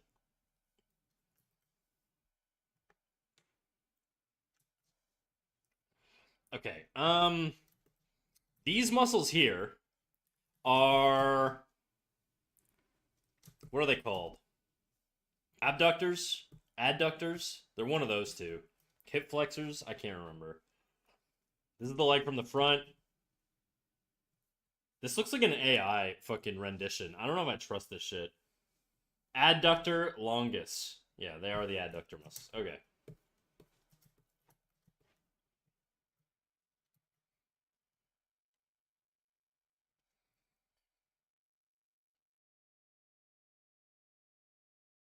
Okay, if this is the humerus bone going through here, we're gonna get some adductor action going through here.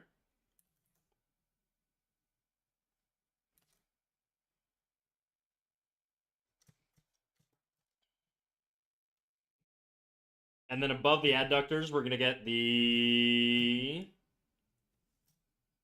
Can't read backwards. Adductors. Sartorius muscle. So that's the crazy one that like wraps from... It looks like the pelvis here. And it wraps around to... Where's it go? Side of the knee on the fascia. Okay. So the knee is like here. You cheating on moms with their moms? Gilf enjoyer, I see. Thank you. I do enjoy your moms. Okay. Fuck, man. Orienting myself again. Okay. Sartorius muscle comes from the outer hip bone.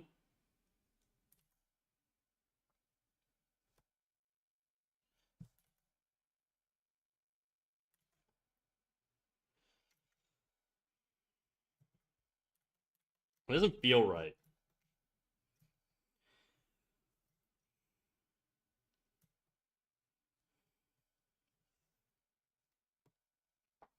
I do have to draw the muscle fascia as well. So this whole area here is basically going to be fascia.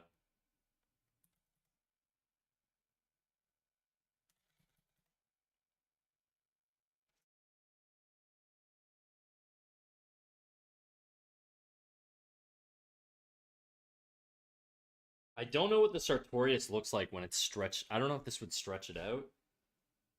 I assume it would.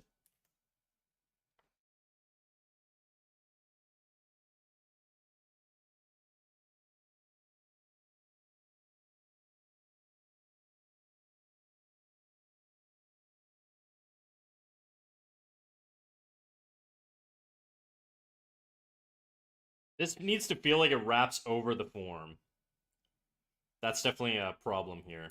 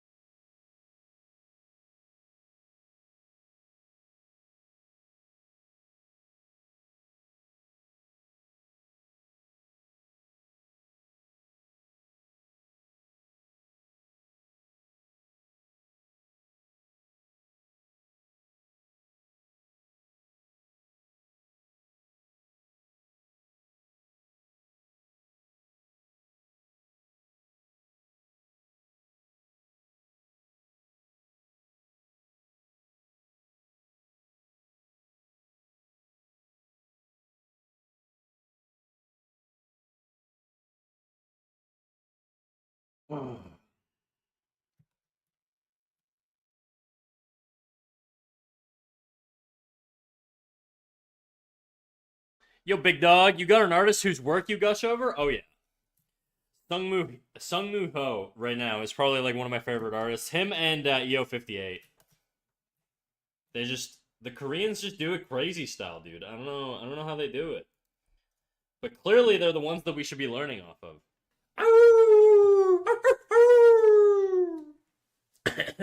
Fuck. Jordan Girodi, thank you for the follow. Welcome in.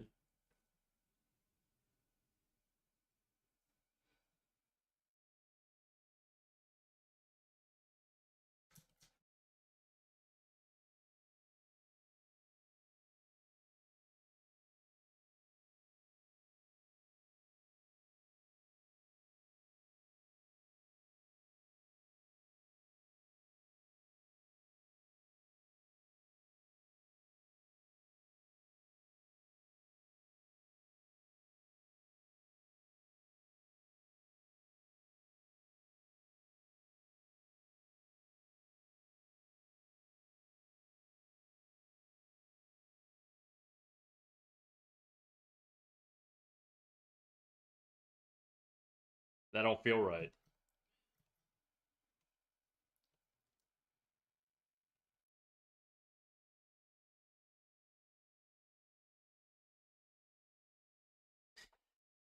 Have a nice stream, man. Keep up the grind. Thank you, Will do. Give me their name so I'll look them up. Okay. I just realized it still says BR. BR.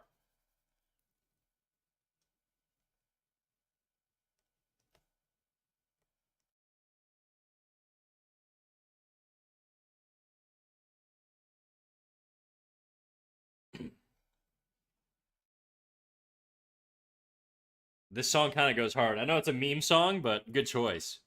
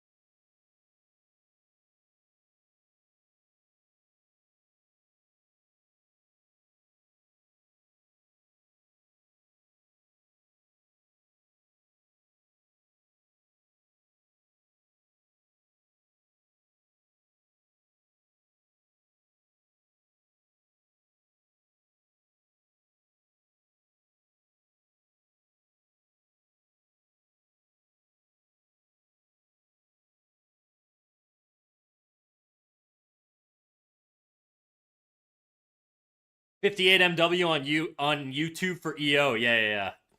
You can access his VODs there. I don't think he saves them though. So you can get some of his VODs, but you can't get all of them. He's also on Twitch.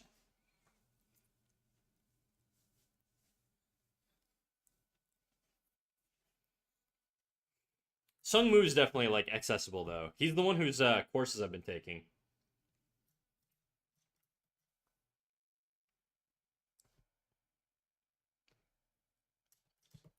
These look like these adductor muscles, they look like they actually just connect straight onto the bone. I'm gonna look up where the adductor muscle is attached to, but I think they attach straight onto the bone here. So if the bone is like here, it's probably literally just gonna do like something like this.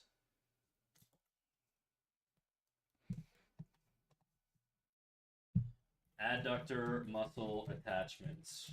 What do we got? Oh yeah, they're just straight onto the humerus. Okay, base. Check it out. Just straight to the humerus. I would have attached them way lower, so that's good to know.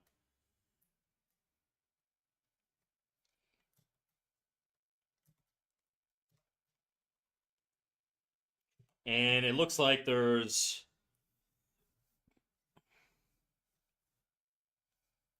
large, medium, and small, kind of. Large.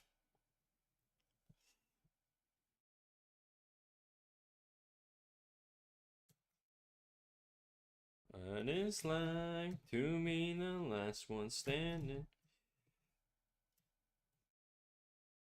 This is gonna overlap them.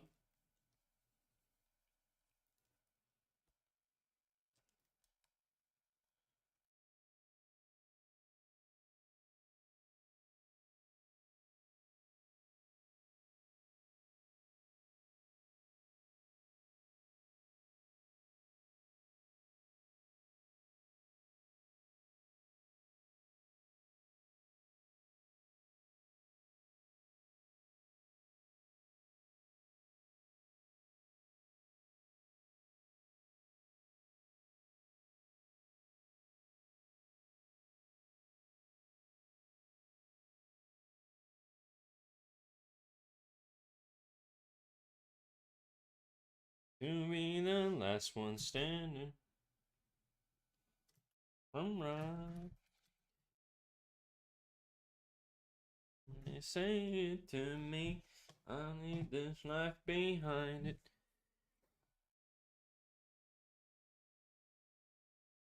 I can see why you detail anatomy, you doing thick and thin lines. It's just more appealing.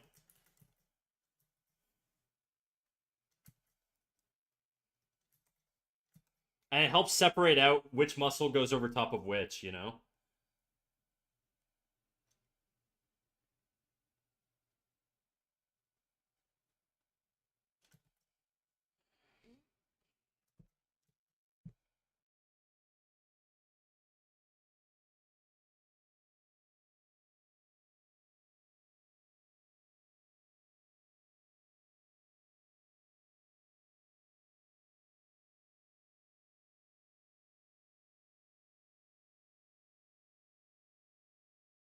To be the last one standing, teach me wrong from right.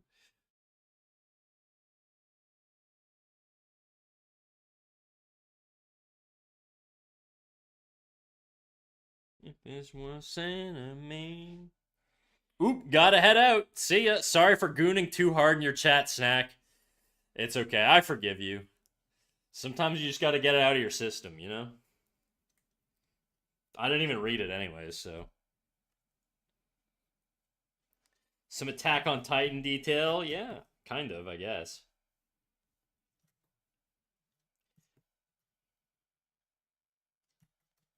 Where you'd see the hamstrings from here, kind of. And the hamstrings are these two like muscles. This would go kind of like that, I think. And the hamstrings, they wrap around the knee bone. So they're kind of going to be like tucked away in there. Oh no, I don't even think you'd see the hamstrings from there. I gotta pull up my reference again. Nah, I don't think you'd see the.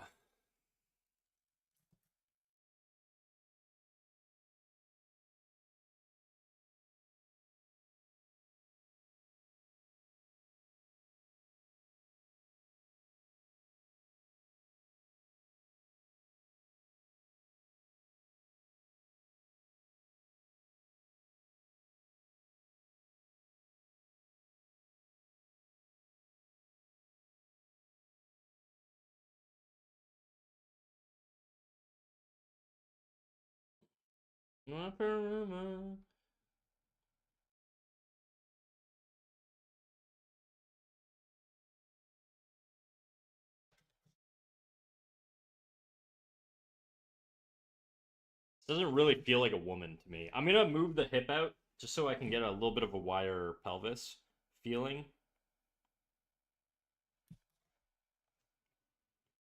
The rib cage is fine. The rib cage feels like feminine. The hip does not though.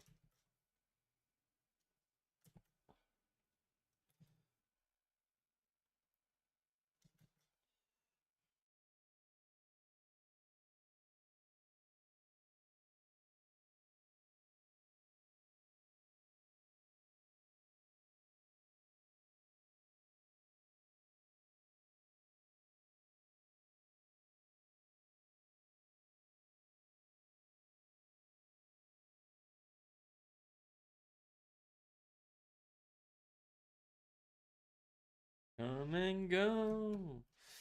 Have a good rest of your stream. Peace out, Nancy. Have fun doing whatever you're doing. Oh, you just went live. Okay, have fun.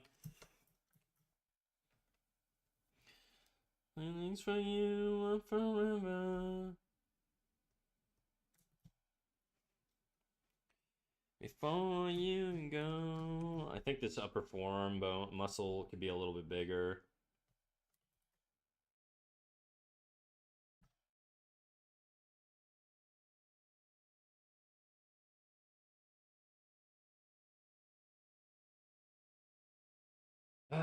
Okay.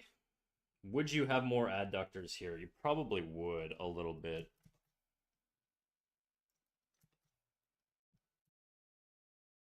I think this is going to be a little bit bigger.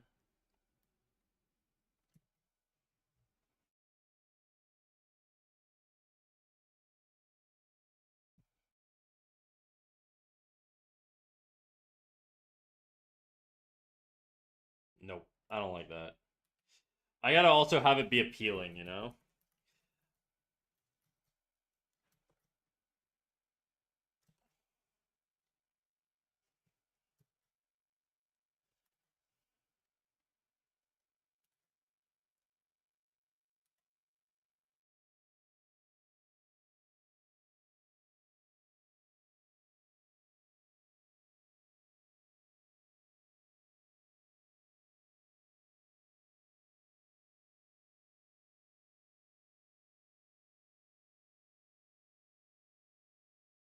Gonna have to start overlapping it with the soleus muscle, which is the sorry, the gastrocnemius, which is sort of the calf muscle here.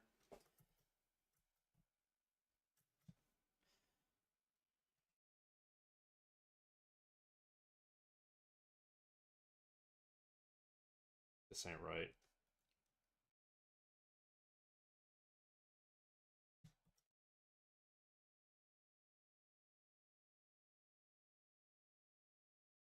Okay, where is the other bone gonna be?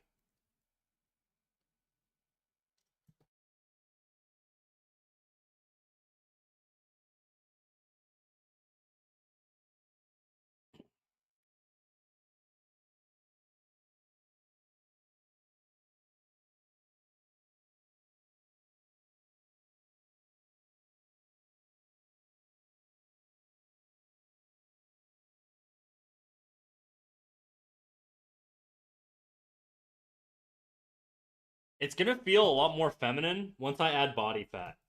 Because right now it's just very there's no fat, right? So it just looks like a human. Like it's a little bit more androgynous, I guess. Not really, but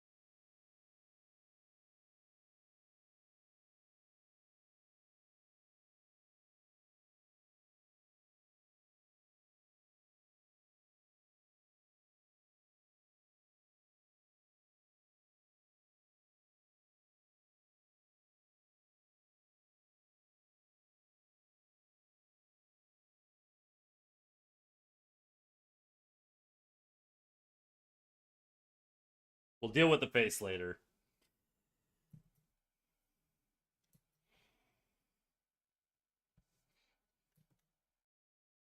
Later, as in probably tomorrow. I don't think I'm going to be able to finish this today, but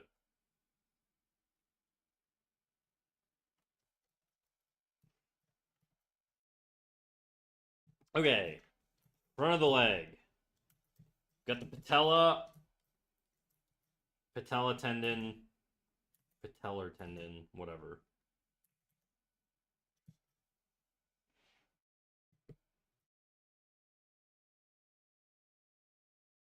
I don't like this form up here. I'm just going to change the volume a little bit.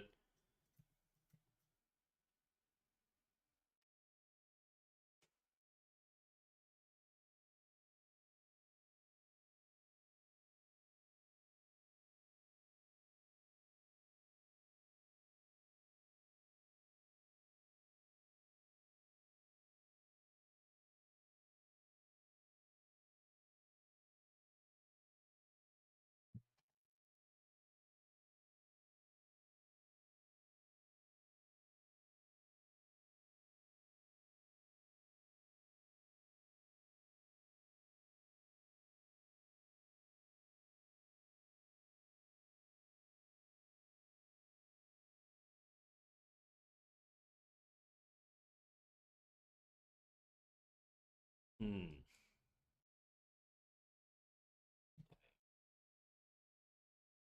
Soleus or gastrocnemius muscle is kind of like that, and then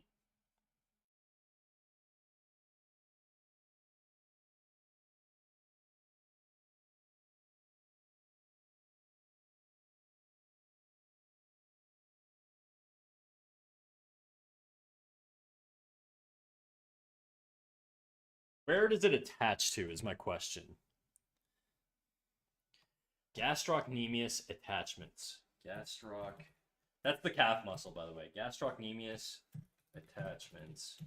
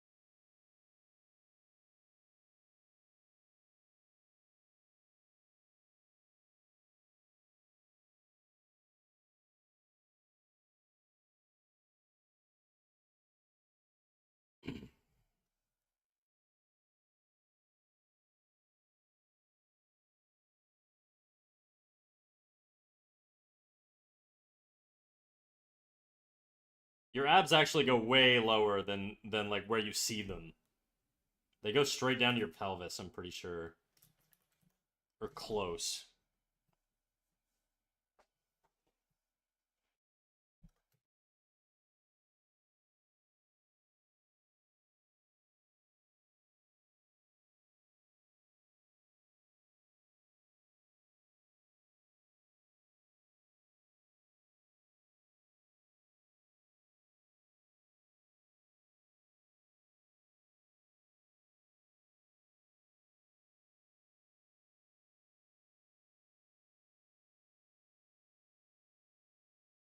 Okay, they both attach to the femur and then the foot. Huh. Interesting. So it attaches up at the top of the femur here. So it's going to insert actually into like this bone here.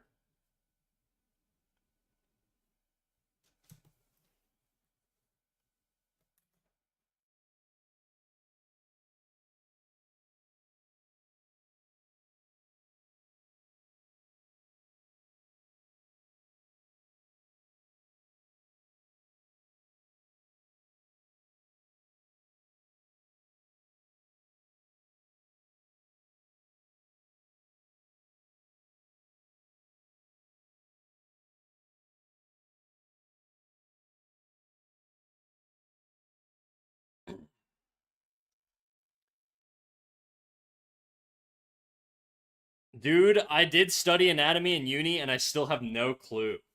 I mean, I'm looking it up. Like when I say it attaches to the femur, it's cuz I just googled it. You know, I'm not just pulling the shit out of the dome. Some of it I am, I guess, but if I don't know, I'm looking it up.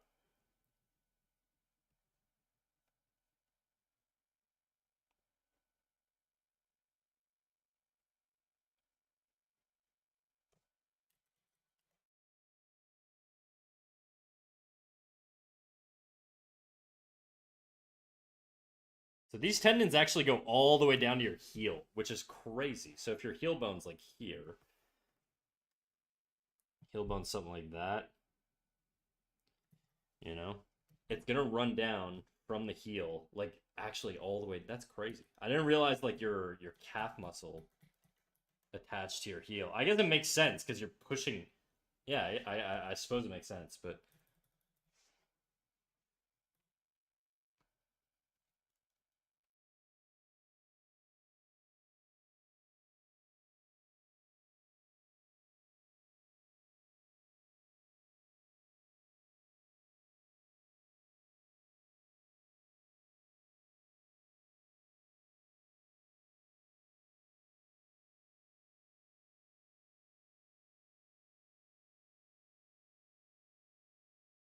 And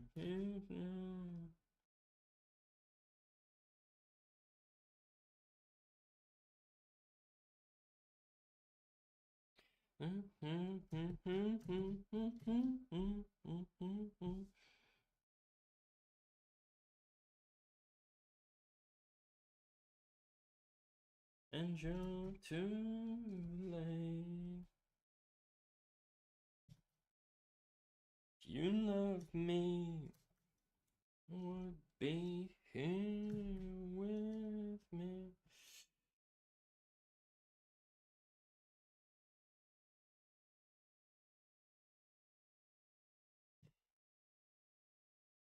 The front muscles of the calf.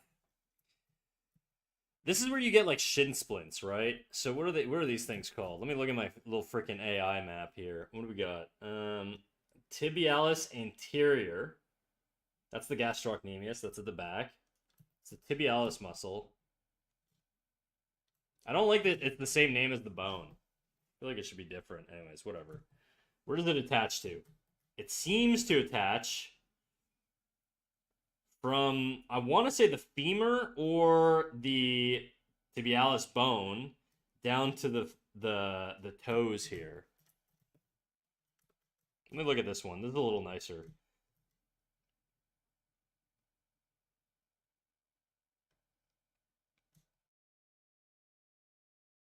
Oh, I should have just looked at the attachments are right here. What am I doing? I should have just looked there instead of Googling it.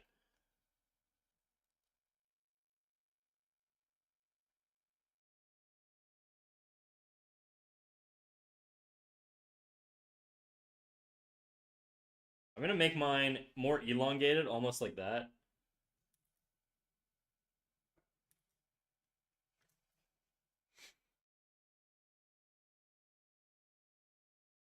And then the front muscles, how do I simplify this? So it's basically just like a couple muscles. I'm gonna just say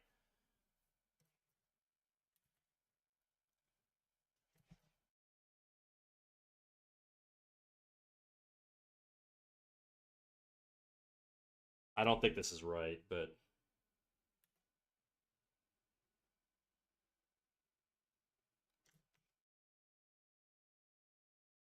you would be here with me. This is confusing. This whole area is like very cluttered. I need to determine what lines I'm leaving and which ones I'm not. So this we're gonna do this. We're gonna do this. It's good. I'm gonna darken this outline so it's a little bit clearer here. What goes over top. This I'm gonna clean up quite a bit. I don't know if this is on the layer below. I think it is.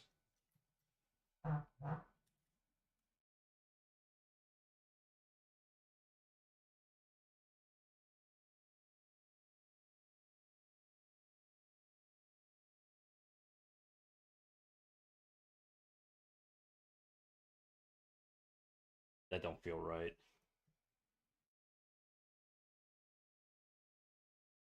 That feels wrong.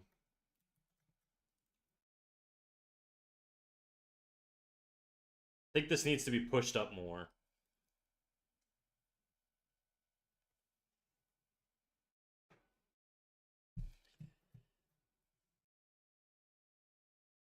Hey, I love biology. I love telling a lady, damn, you got such smooth scapulas. Could I touch them? Which is your shoulder blade. That's right.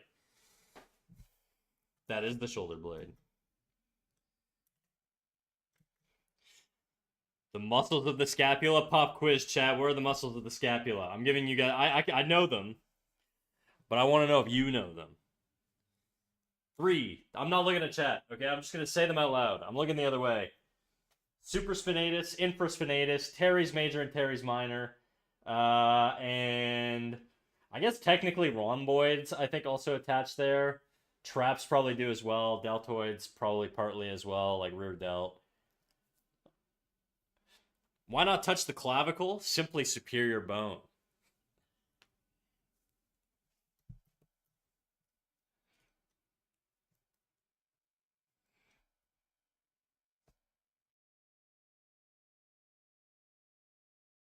Okay, there's my tibialis muscle. Or bone, sorry.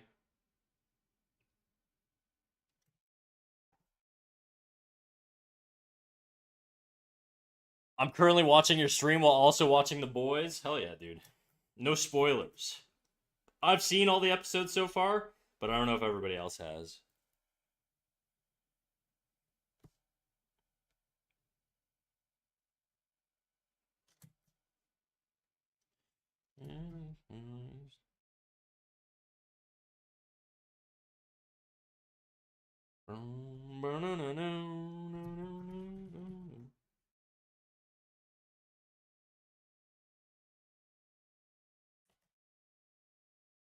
I'm gonna assume that my adductor muscles are sort of healing up like this.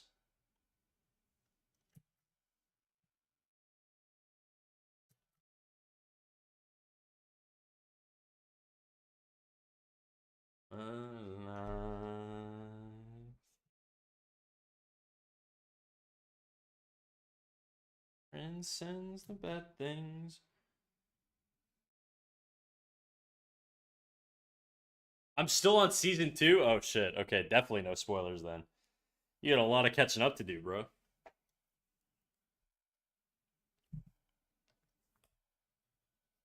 I just want to clean up the leg area. I don't really need this underdrawing. Oh.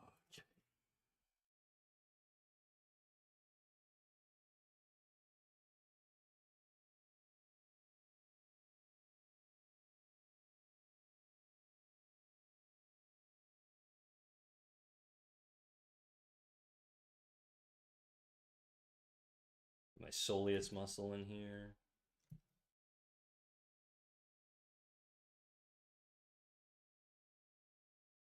I'm gonna have to wrap up pretty soon, guys. I gotta go.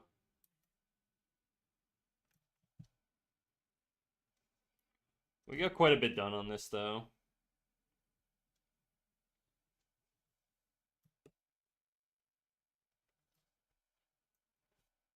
Okay, the gastrocnemius attaches to the femur bone, which is about right here.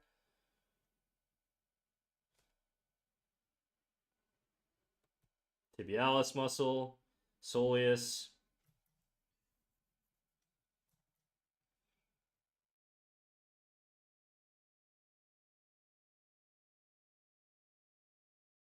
Might be kind of long for the leg there.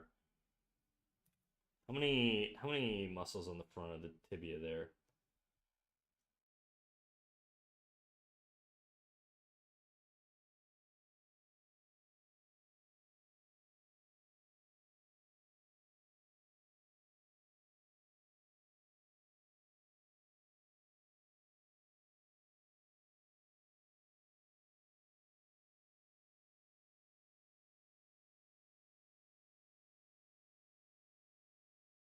So people are into the lower phalanges? Yeah, clearly. I'm a metatarsal man myself, you know. I want to add a fake skull onto my airsoft rifle, like have its jaw open where the barrel end sticks out. Crazy. Maximum edge, bro. Hell yeah. Do it.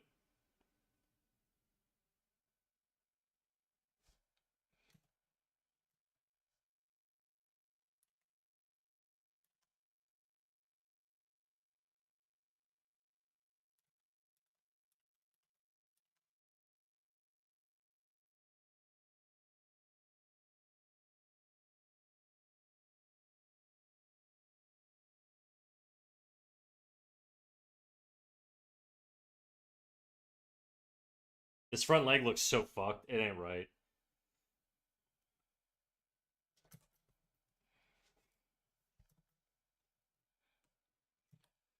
Where's my patellar bone?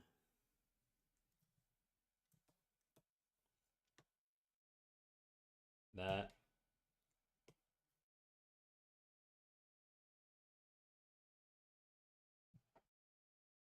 I want it to curve actually a little bit. Just for a gesture. And then what we're going to do is we're going to have the foot sort of come out like this. Maybe a little lower, actually. A little bit more like that. I think the patella is a little off. I think it should be a little bit more 3/4 here. I think the patella is actually probably partly covered by the forearm.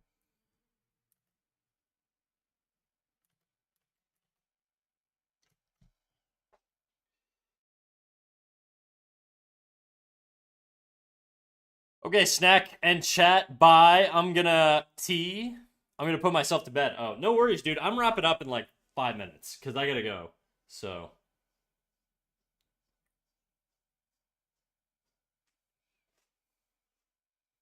I feel like we haven't done a new raid in a while.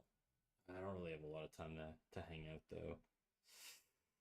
Maybe we'll do that tomorrow. Maybe I'll raid someone new tomorrow, and today we'll just raid into like Young Con or something. He gave me a pretty fat raid like a weekend ago, so we'll pay it back.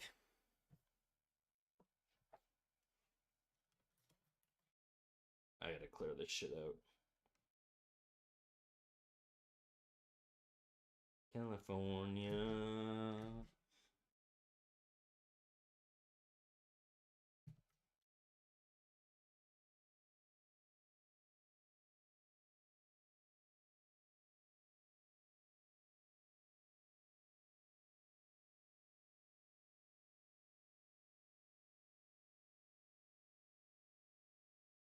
I think these serratus muscles need to be a little bit more pushed out. Same with the lat back here. I don't want to like beef her up too much, but I definitely think there's a bit more volume on these serratus muscles and the rib cage too, honestly. This whole area I think needs to be a bit wider.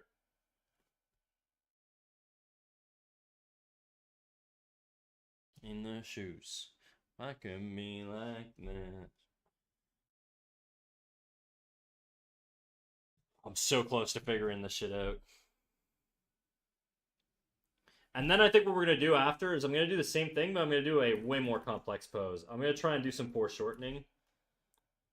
And just see how nutty we can get with it. That's too much.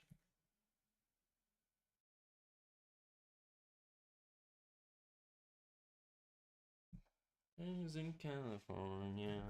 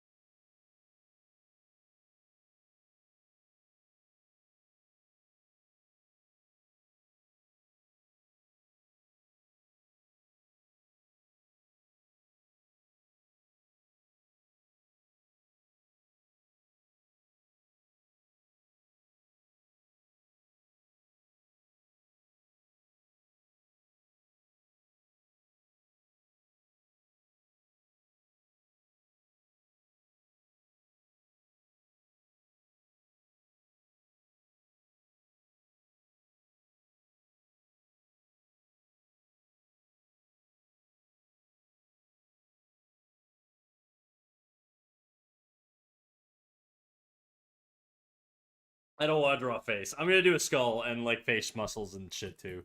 I was just kind of messing around there.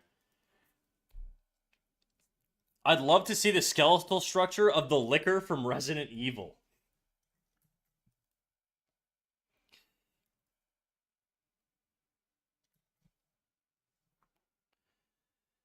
Okay.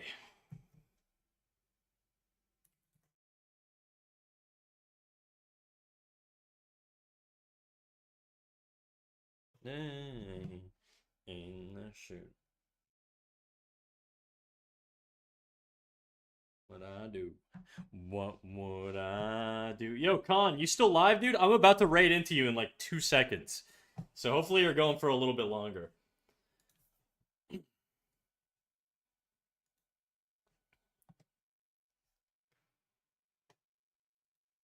Yep. All right. Well, we're coming your way. I had an early day today, so I got to take off.